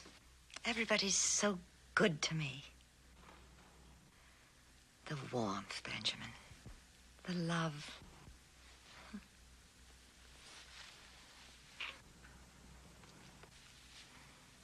I envy you the way you love each other. Well, we managed to stick together. We always have. I can see it, I know. 3 against the world. Oh, well, no, not exactly, Clarissa. It's not 3 against the world. It's, you see, we have many good friends and neighbors and people who help us along the way all the time. And it's really what I wanted to discuss, to talk to you about. Yes, Benjamin. I know that you've traveled a great deal, met many people, but I'll bet you that people out here are much more sensitive than the people in the East. Now, I know they look hard, and their hands are all gnarled from hard work, but their feelings are very close to the surface. They're very easily hurt. Are you scolding me? Oh, no, of course not. It's not for... I was really just wondering whether you had said anything to George Bristol that he might have misunderstood. Oh, Benjamin. You worry about the most unimportant things. Well, he's just the local banker. And besides, you yourself said he had a closed mind, now didn't you? Well, yes, I did. But now, my foreman, Harry, and the 2 hands had just walked off with him. Those 3. That's not such a loss. You see, these people, they don't understand that... Are you trying to tell me that I've worn out my welcome? No, Clarissa, we all want you to be very happy here. Well, I am happy. Everything's absolutely marvelous. Good. But you can't expect me to just sit around like a piece of furniture and not have an opinion. Well, of course not, Clarissa. No one would ever expect that. You can't be denied that. But I've offended your friends. Oh, Benjamin, if I'm coming between you and your friends, then I shall simply have to leave. Now, wait a minute, Clarissa. No, please, Clarissa. Now, I didn't come in here for any reason like that. No, I had no intention of even suggesting such a thing. Well, if I stay, I've got to be useful. Well, of course you do, Clarissa. A woman needs to be needed, Benjamin. Certainly. That's the most important thing in her life. Oh, Clarissa, of course it is. Of course it is. Now, Clarissa, you must promise me something. Now, you must put out of your mind any thought of leaving here. Now, you must do that now. Yes, I will, Benjamin. Thank you.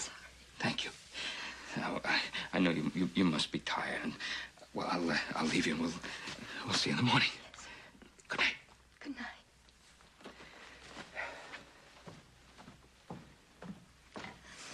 Oh.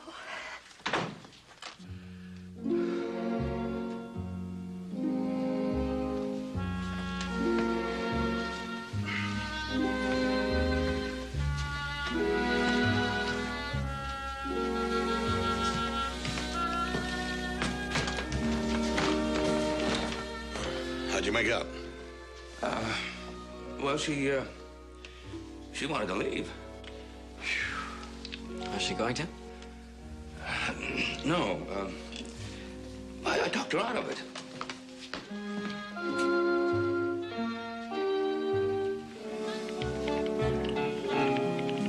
She'll move.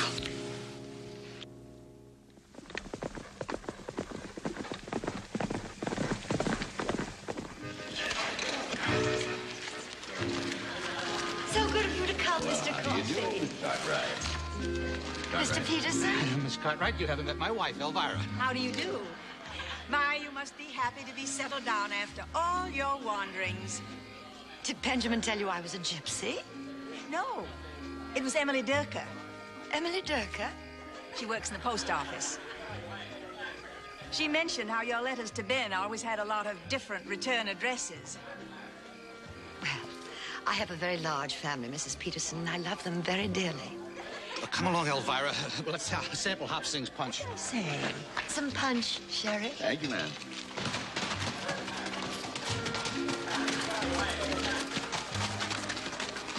What's going on here? Maybe Roy's having a campaign party or something. We'll soon find out. Take your noses. What? Interfere. Clarissa. Benjamin, surprise, surprise. Are you surprised? Well, yes, as a matter of fact, I am just a little surprised. Now, what is all this about? Well, last night you said I'd made trouble with your friends, and I didn't want that. So I went into town and I talked to them, and now they're all here. All your friends are here. Well, are you pleased? Well, yes, Clarissa, I'm, it's very nice. It was very nice of you, Clarissa. Everything looks lovely. I'd better get cleaned up. Good evening, Miss Cartwright. Good evening, Mr. Bristol. George. Well, nice to see you here. Thank you. However, I'm here because Miss Cartwright extended a personal invitation. Oh, well, no matter what the reason, I'm still very happy that you're here, George. Why don't you get Mr. Bristol some punch, Benjamin? Yes, certainly. George, come along. Get some. No, you get it. I'll be right back.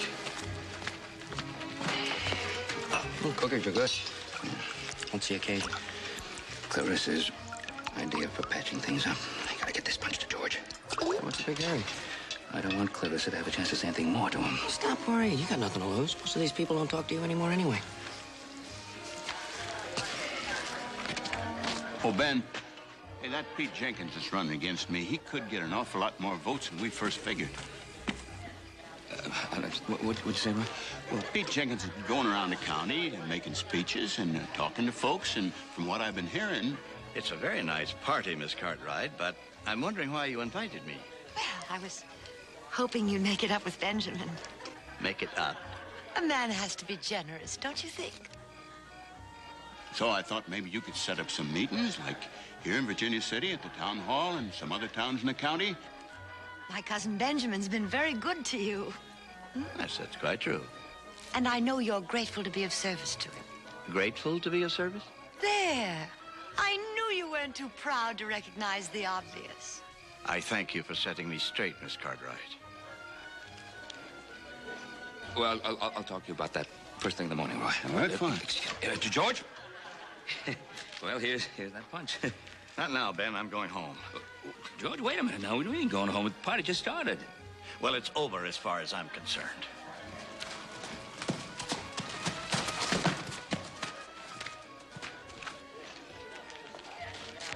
Roy, have some more punch. I'm going in to get cleaned up. That's right.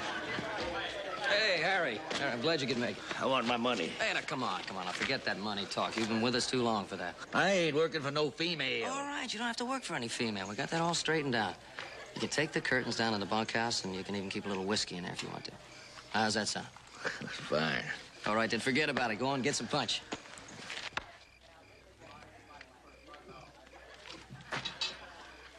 Howdy, ma'am. I thought I told you no drinking for the help of the Ponderosa.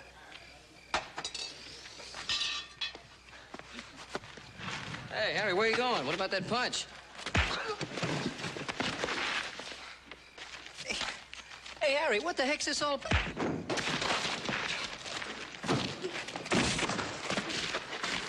Harry! Harry, what the... Harry, will you... Look, I'm sorry about that, Harry. I didn't want to hit you. Joseph, what's going on here? Beats the heck out of me, Pop. Harry, you better get on back to town and sober up. Sober up, heck. I can't even get a drink of punch around here. I want my money. If it's all right with that female who's running the Ponderosa.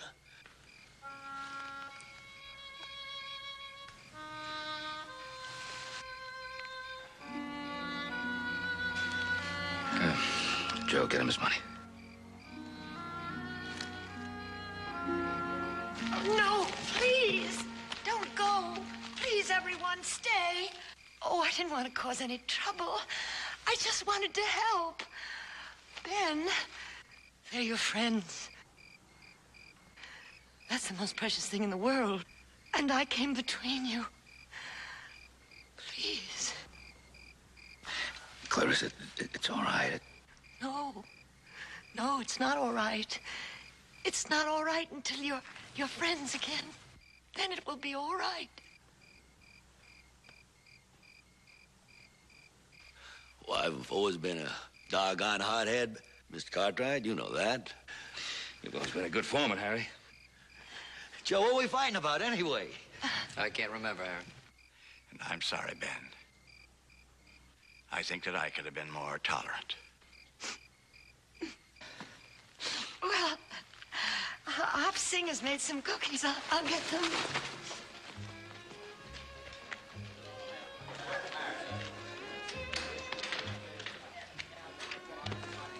George. You know, fellas, I think we could stand some punch. Mr. Cartwright, I'm leaving. I'm going back to San Francisco.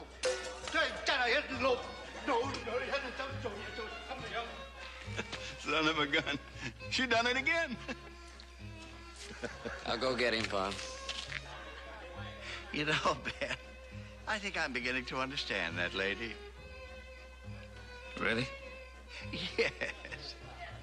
Really? George, I'd like to talk to you about something.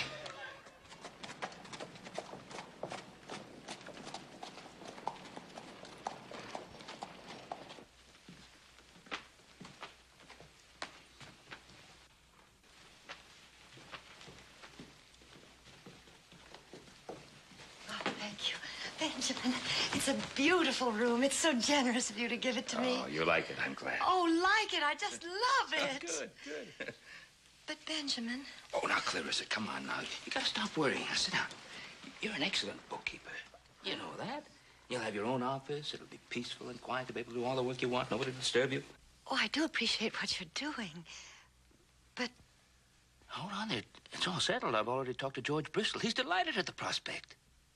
He is? Clarissa, George Bristol needs your help. He really needs me? Of course he does. You know, George Bristol is a very nice man, isn't he? Yes, he is. He's one of the best. It would be nice to be independent, wouldn't it? Now, wait a minute, Clarissa. You're not going to get so danged independent you're not going to come out to visit with us. Thank you, Benjamin. But it'll have to be just for a visit. I'm going to be very busy. Of course. Well, I better be getting along. See you soon. Yes, Benjamin, at the bank. Yes. You know, I'm beginning to have all kinds of new ideas about banking. I can't wait to tell George about them. Yeah.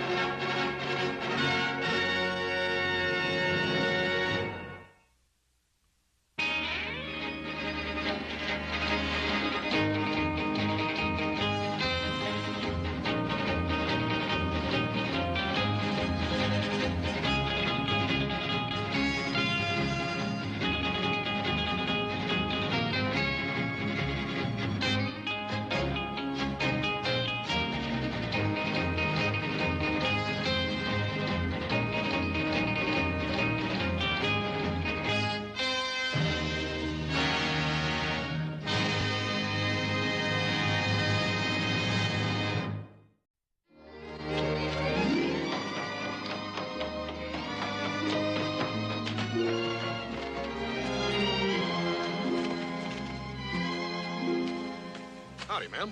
You having troubles? Oh, big trouble. The wheel refuses to stay on, and I'm not strong enough to put it back. Well, I think we can fix that up. I'll be happy to help you out. Thank you so much. It's so nice of you. It's all right, ma'am. Be happy to do it. My name's Horse Cartwright, ma'am. I reckon you must be this Madame Morova, huh? I am. So pleased to make your acquaintance, Mr. Cartwright. Just call me Hoss, ma'am. Most everybody does. You got anything I can put under that axle when I lift it up? Oh, I'm sure I will find something.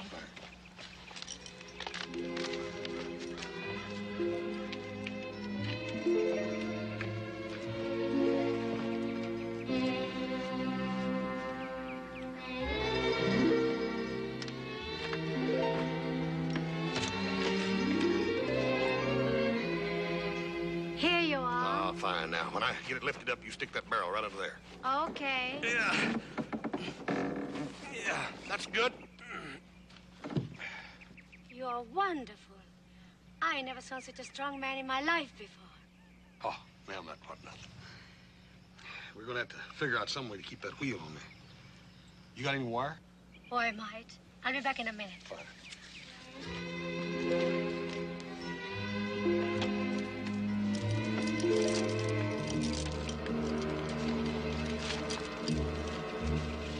150, 70, 178. That's it.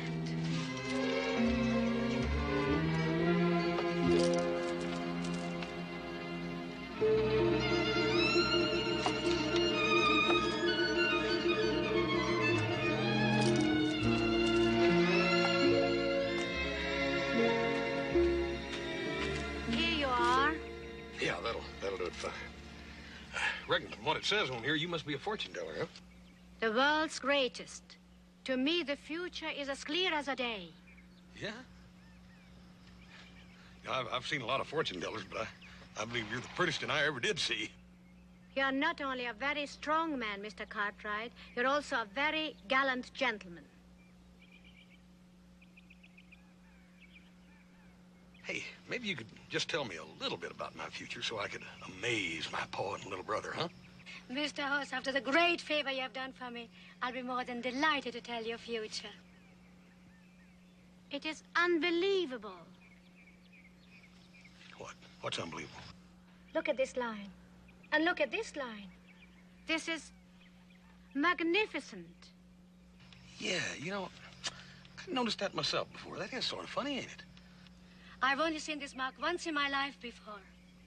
And he was a great musical genius.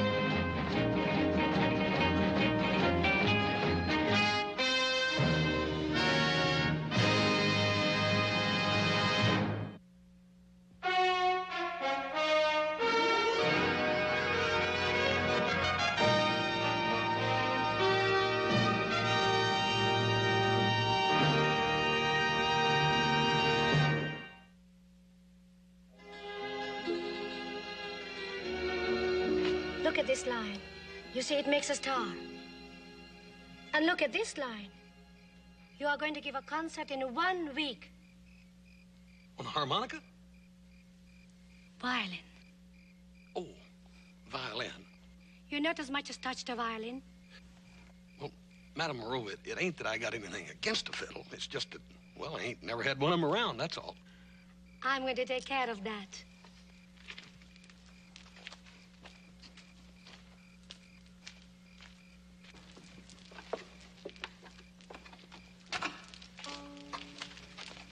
Here is the violin of the great maestro I told you about.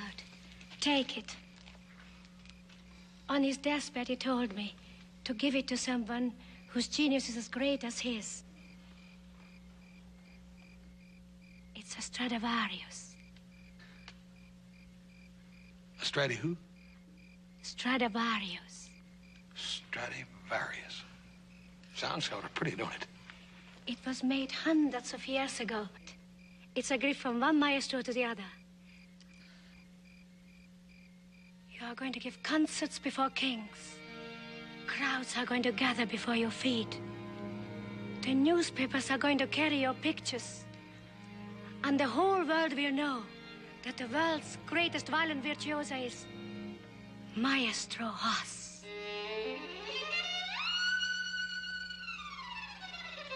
It's written.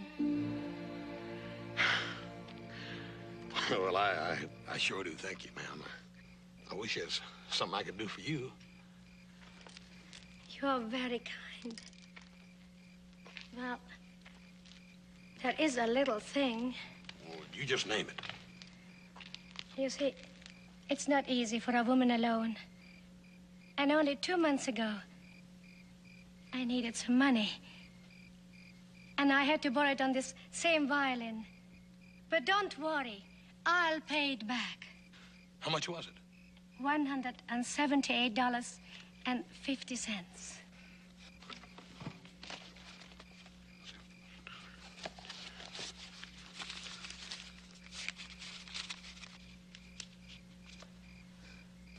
Dad, burn it. Ain't that something? It just so happens that that's exactly what I got on me.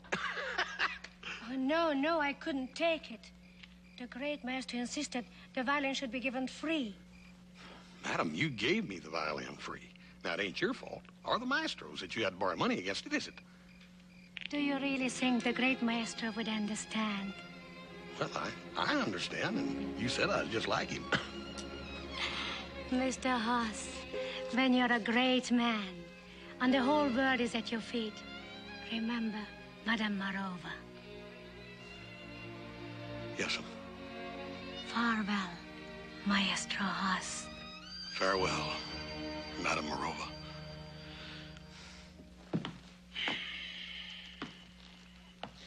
There's no reason why your brother can't be home on time for supper. Absolutely no reason at all. Don't worry, Pa. He may be late for a meal, but he'll never miss one altogether. Well, I'm missing one altogether, and I'm hungry. Soup cold, chicken all burnt. Chicken all burnt.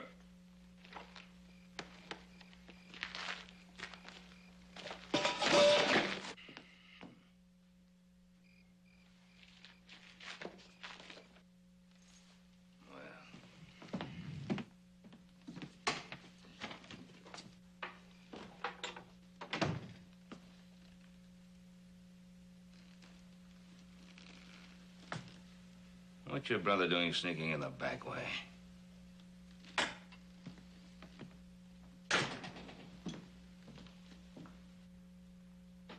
Hoss?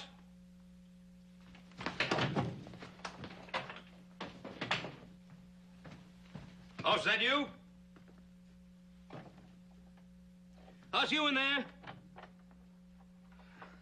Paul, sorry I'm late, Paul.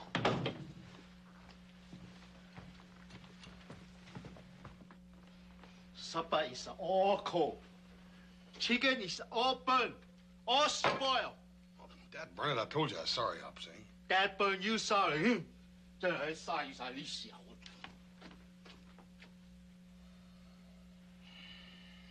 Well, what did keep you? Reckon I just sort of grew a little dreamy out on the trail, Paul. You know, you got kind of a funny look on your face. You look kind of like you're in love or something. Maybe I am. Well, who's the girl? I didn't say nothing about no woman. I mean, you can fall in love with other things besides women.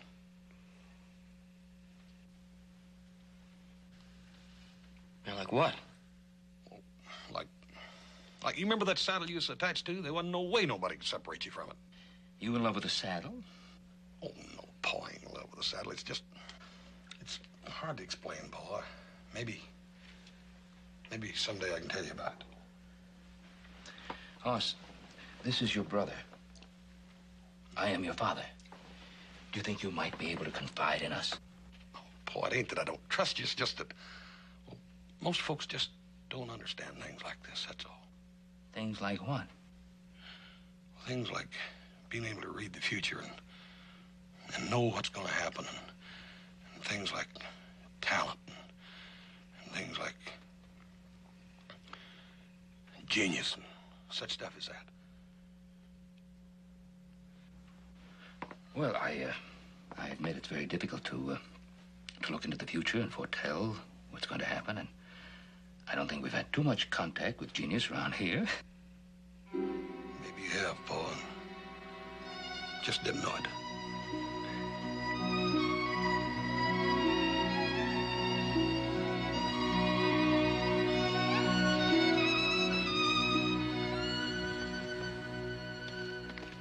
Joe, Yeah, Bob.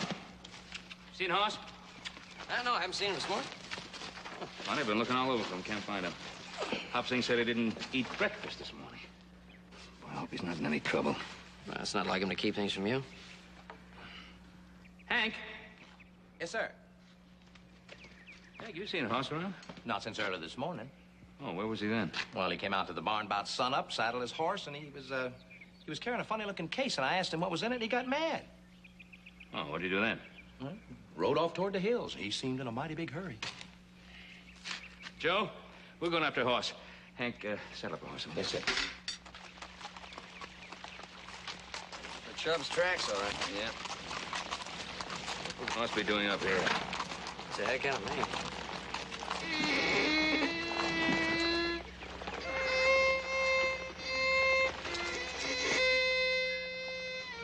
You ever hear an animal make a sound like that? A wounded mountain lion. Maybe.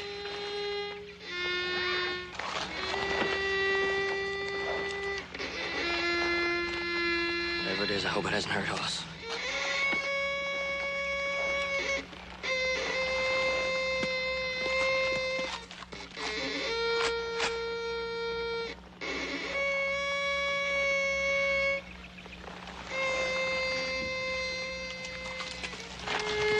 You should go on ahead.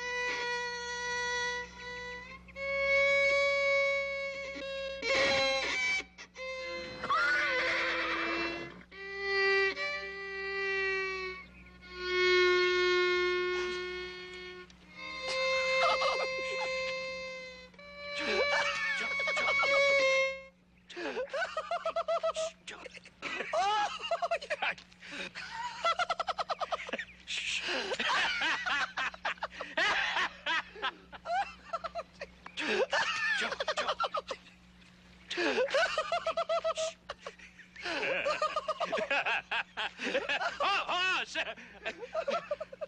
Hoss!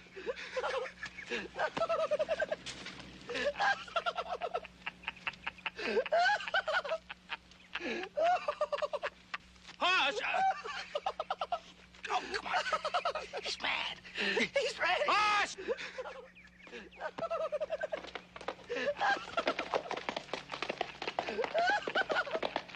Nuts! This man.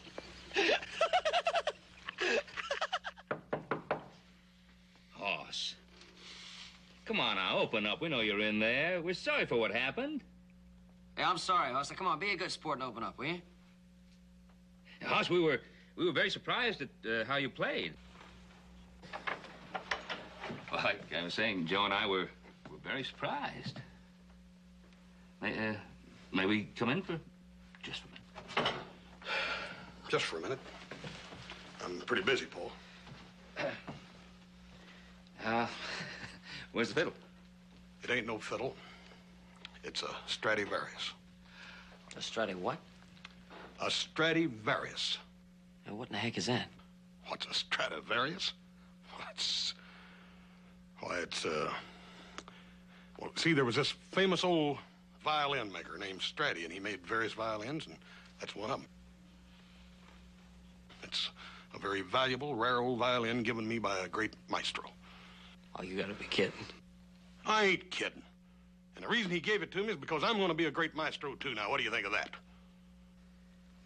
Hoss, we'd better start right at the very beginning. see,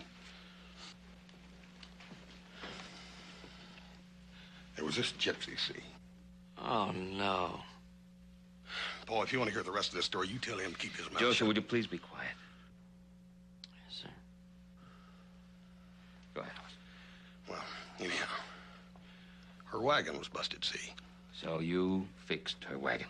I fixed her wagon. And then she wanted to read my palm, and I let her. And that's when she seen this marking right here. See that little mark right there? Mm-hmm. That means, Paul, that I'm a musical genius. I see. And, how'd you come by the violin? Well, see, there was this great maestro, and he had the same markings in his hand that I got here. And he gave her the violin, and he told her that she should give it to another great maestro when and if she ever run across a feller with the same markings. And I got them right there. Thousands. He just gave it to you. That's right. Didn't cost you anything? Didn't cost you a cent. She just gave you the thing, absolutely, but it didn't cost you... Paul, she had borrowed a little money against it, and I figured the least I could do was help her out a little bit. How much? Paul, I just don't remember. How much? Well, in round figures, $178.50. For an old fiddle? It ain't no fiddle. It's a Stradivarius. All right, Hoss, all right. Now, what was the name of... Hold on. Those horses that you sold. How much did you get for them? Paul, I just don't remember. How much? $178.50. Oh, you got taken by a con artist. Paul, I'm going to bash... All right. Just be quiet. And what was the name of the gypsy? Her name was Madame Morova, and she could look into the future. And she told me that I was going to play a concert before kings and queens, and my picture was going to be in all the newspapers, and I was going to be world famous, and they'd call me Maestro Hoss.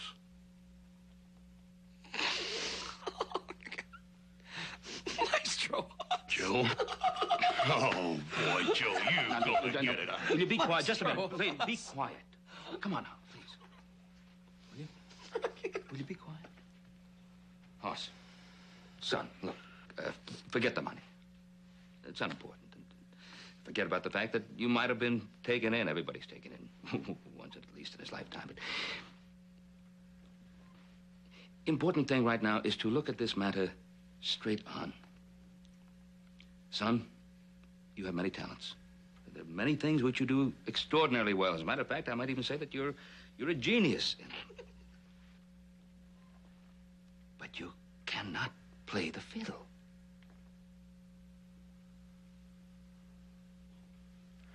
Paul, you and Joseph have to go now. I have to practice. Now, mind you, I don't hold it against you. I mean, all geniuses have been misunderstood by their... It's not a question of misunderstanding, Paul, Hoss. Paul, please. Please. Just go.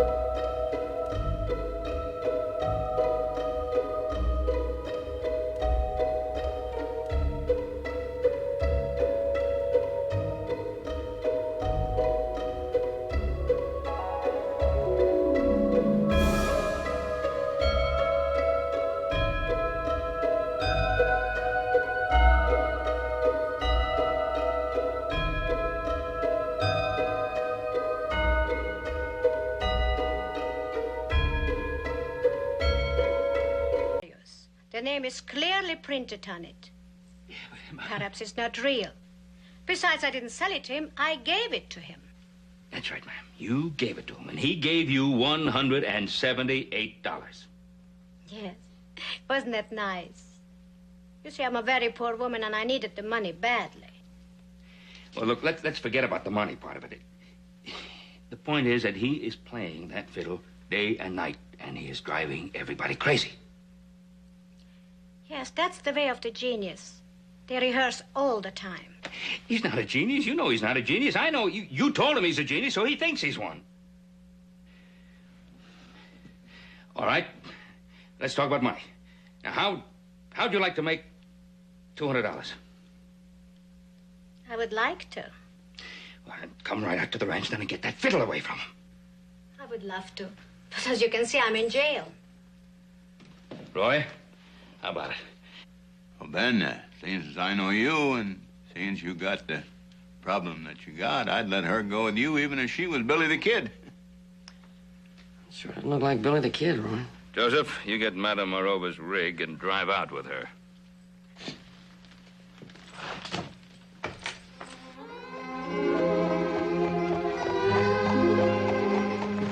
You know, my brother Hoss first talked about you. I kind of pictured you as being old and fat.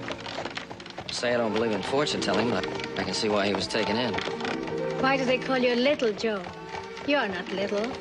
I'm the youngest. My brother Hoss is the biggest, so... You come from a very remarkable family. But you are the most remarkable of all of them. Well, I wouldn't exactly say that. There'll be many beautiful ladies in your life. Really? One of these women is going to be very rich. And you are going to travel with her all around the world. There's something which causes me not to see how you and she are going to meet. Whoa, whoa. What do you suppose it is? For this, I need my crystal ball. Crystal ball. Where is it? In the back of the wagon. Crystal ball. It's in the... yeah, well, I'll get it. Because I don't believe in this. I'll go along with it. But I'll get the...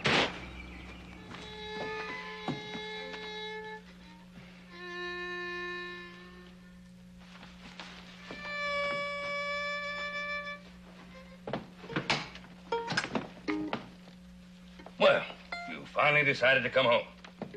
What took you so long? Good night, Pa. Wait a minute. What do you mean, good night, Pa? Well, it's getting late. I know it's late. Where's that woman that's supposed to be with you? That woman, where is she? Well, she rode off in her wagon. She rode off in a wagon? And, what were you doing while she was riding off in the wagon? You see, I got out of the wagon to get something, and... Wait a minute. What did you get out of the wagon to get? One of those, crystal balls.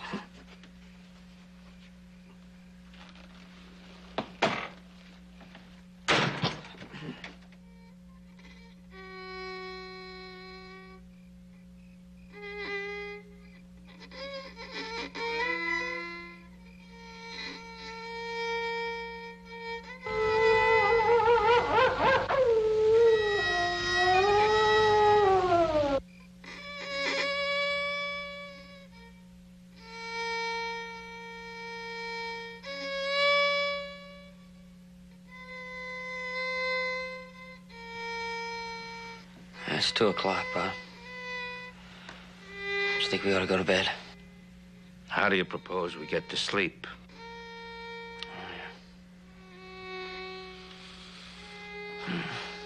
Well, maybe he's getting the hang of it.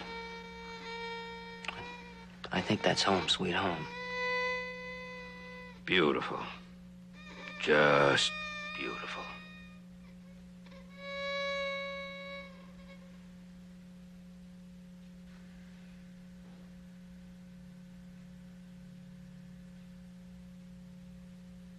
What's that? Sounds like silence.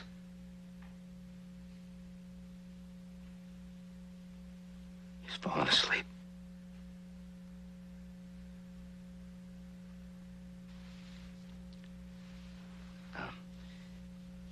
Now, we'll go up to bed now, but don't make any noise.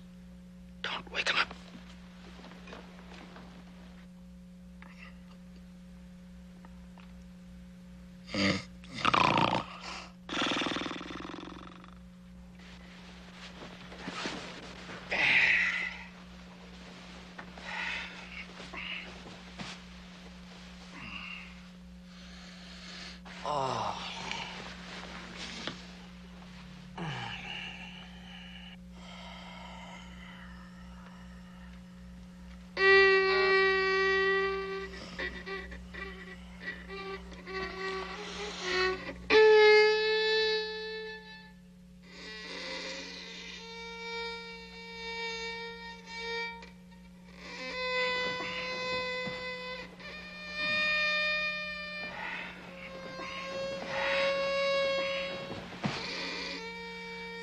Just like moonshine.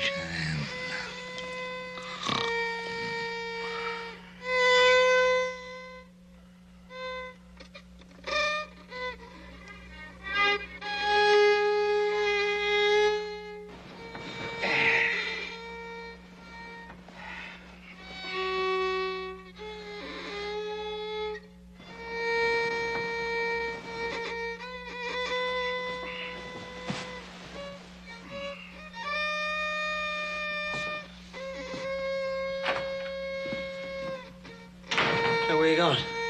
I'm going to get some sleep.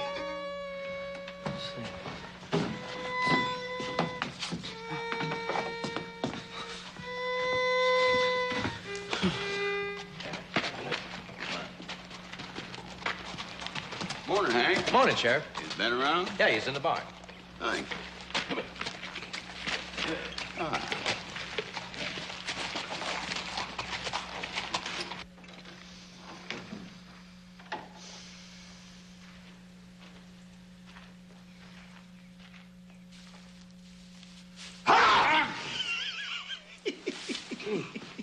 Sleeping a little overtime, ain't you?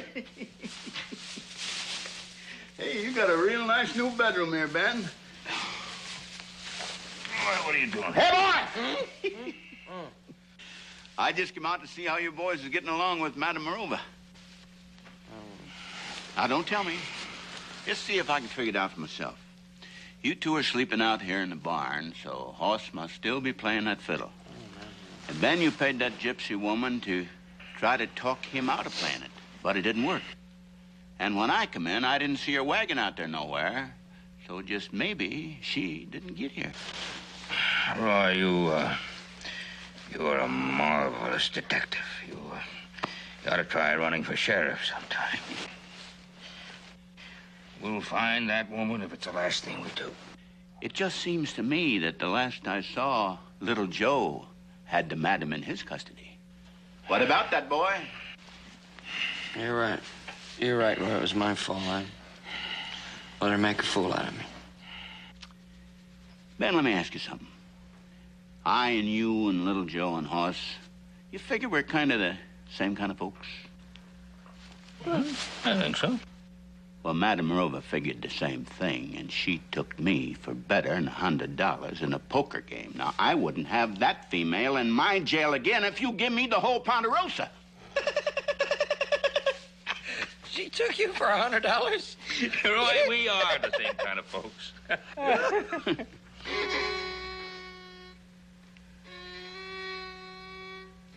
What is that? What do you think it is? Hoss. Well, Ben, if it was me, I think I'd get him a teacher. There's a new one in town, a Miss Dorothy Hibbs. Violin teacher? Yeah, she teaches the violin and piano. You know, that's not a bad idea, Pop. Except since we laughed at him, he won't play for anybody except Pop sing. There must be some way to do it. Must be. Well, sure, you just take him into that Miss Hibbs, let her hear him. If she tells him he's awful, he's bound to quit. Oh, he's not going to go into town and play for somebody in town. He won't play for anybody here except Hop sing.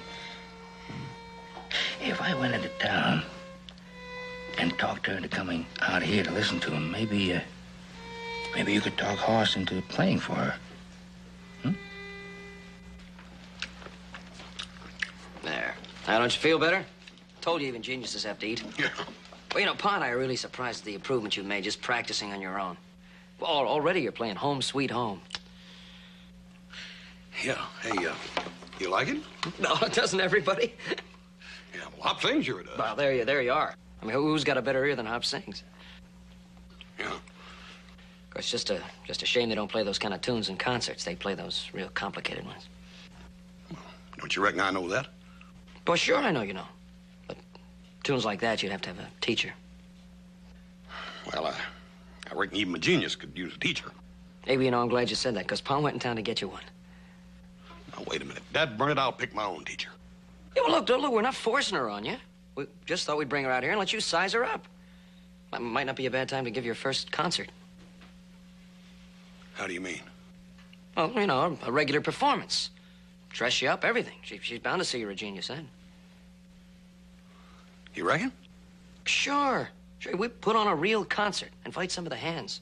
You know, they're dying to hear you close up. Yeah. I reckon word does get around, don't it? Does it? Hey, what would I wear? Wear? Oh. You know what to wear? Pa's dress suit. Dad, burn, Joe, that's perfect. That's perfect. You sure know a lot about this being a maestro, don't you? Yeah. Been reading up on it for you. Yeah. Dad, burn, just imagine. Just like Madame Morova said. A concert my first week. Where you going? I'll be in my dressing room.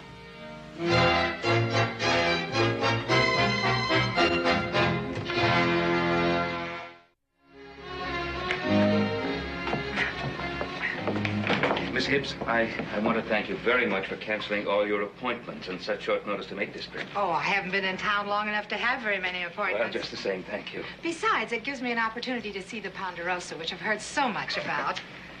Has your son studied the violin very long? No, he's just a beginner.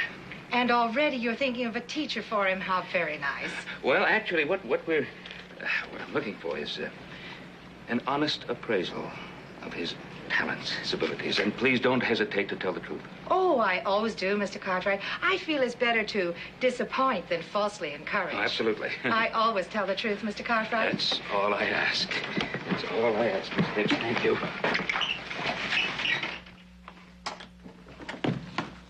Welcome, Missy Hip. This way. Oh, my, what a lovely setting. The seat of honor. Oh, thank you. You must be very proud of your son, Mr. Cartwright. Mr. Cartwright? Ma'am? You must be very proud of your son. Oh, yes, indeed. I am very proud of him, indeed. I must go find him. Of course.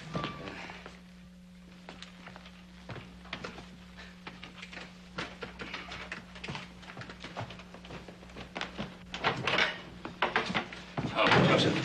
Hey, did the music teacher get here all right? Yeah, she's downstairs. What's going on down there? We're gonna have a concert. See, what? See, the only way I could talk him into playing for the music. Who's gonna be at the concert? Look, don't worry, just get downstairs. The show's gonna start. Maestro? Showtime. Take your place. You know what to do. Come on, boys, snap it up. Clap a little bit, smile. That's good. Come on, boys. Take your place. Where would you come?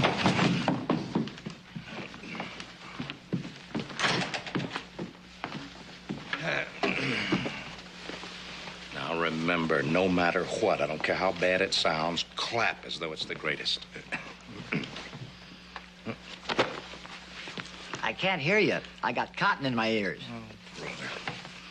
I said clap no matter how bad it is. Will you take that silly look off your face? You want to get us fired?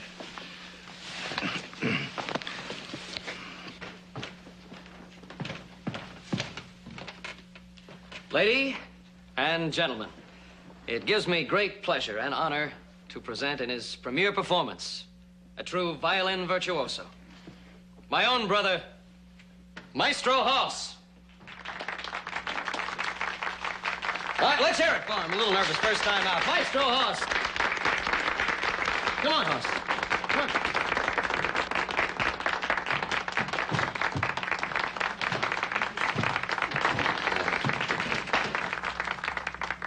My, he's big.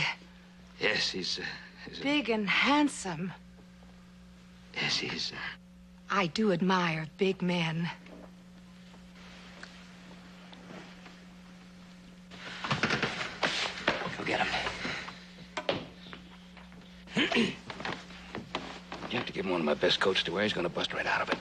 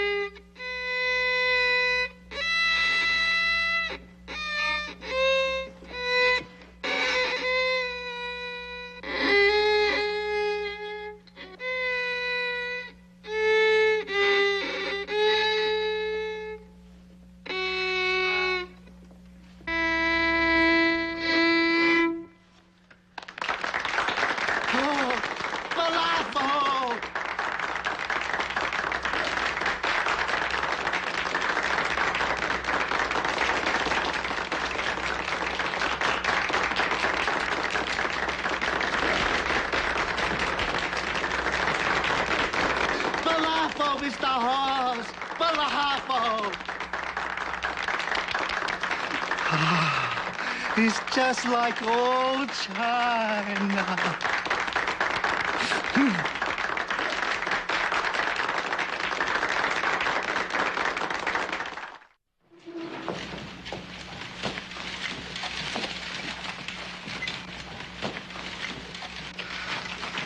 I do want to thank you for a wonderful evening.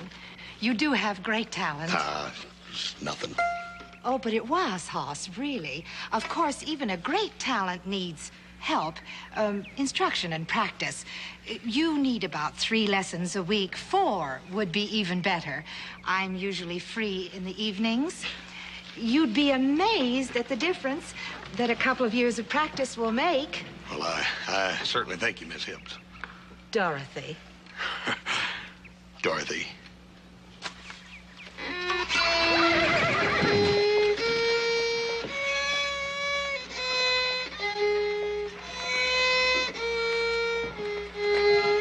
Did she say a couple of years? Yeah. Oh, my.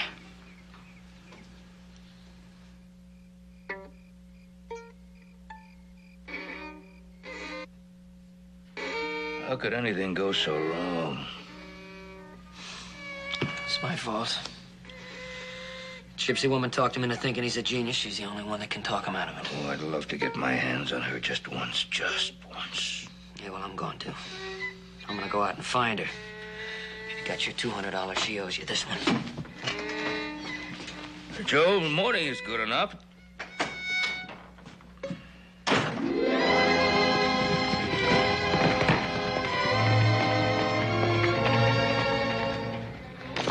You wouldn't believe this, mister, but I believe it. I believe it. Which way was she going when you saw her last? Right. Thanks.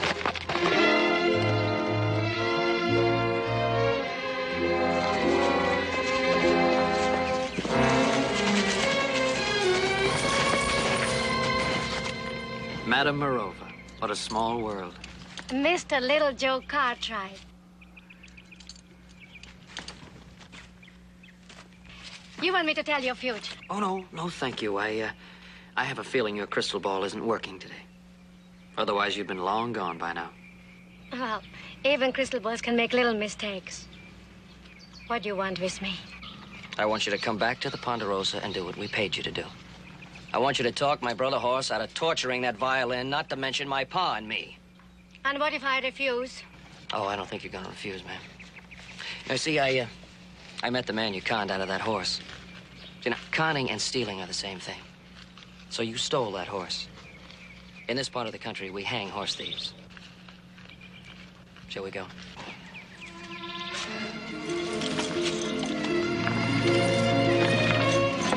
Ilyen igazi paraszt, hogy jövök, az most visszamegyek. Én azt mondom, mindent adtam nekem, mi kellett. Ezt nem is ért. Anything you say, man.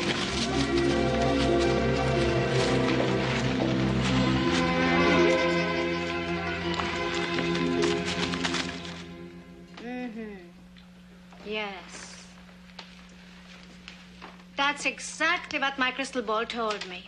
That's why I had to come back. You see, I made a mistake. What kind of mistake? You see that line here? It made a star. At least I thought it made a star. But it's not here anymore. You know, you're right. I must have marked my hand when I picked up the axle of your carriage, and now it's gone. That's exactly what my crystal ball told me. Then I ain't no musical genius after all, am I? Oh, yes, you are a genius. Except your hands, just like your talents, are too big for the violin.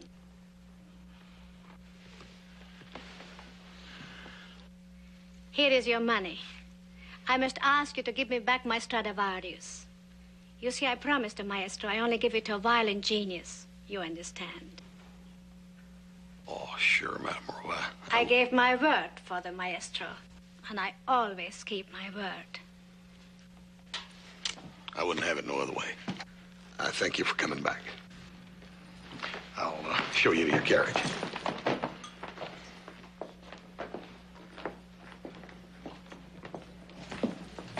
Oh, I'm going to take a little ride. I'll see you all later.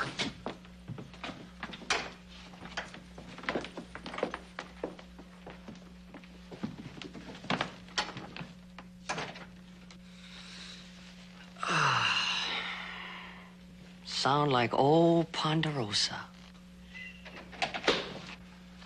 Oh, it's gonna feel great sleeping in my own bed tonight. Where Mr. Hoss? We'll be along a little while. Let's eat, Hop Sing. Come on. Nobody eat till Mr. Hoss get here. Oh, Hop Sing. Must be him now.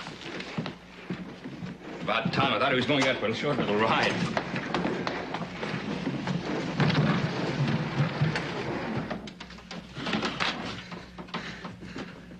Hop Sing? Oh. Presente. Thank you. You know, Madame Morova was right. My genius, like my hands, are just too large for a violin.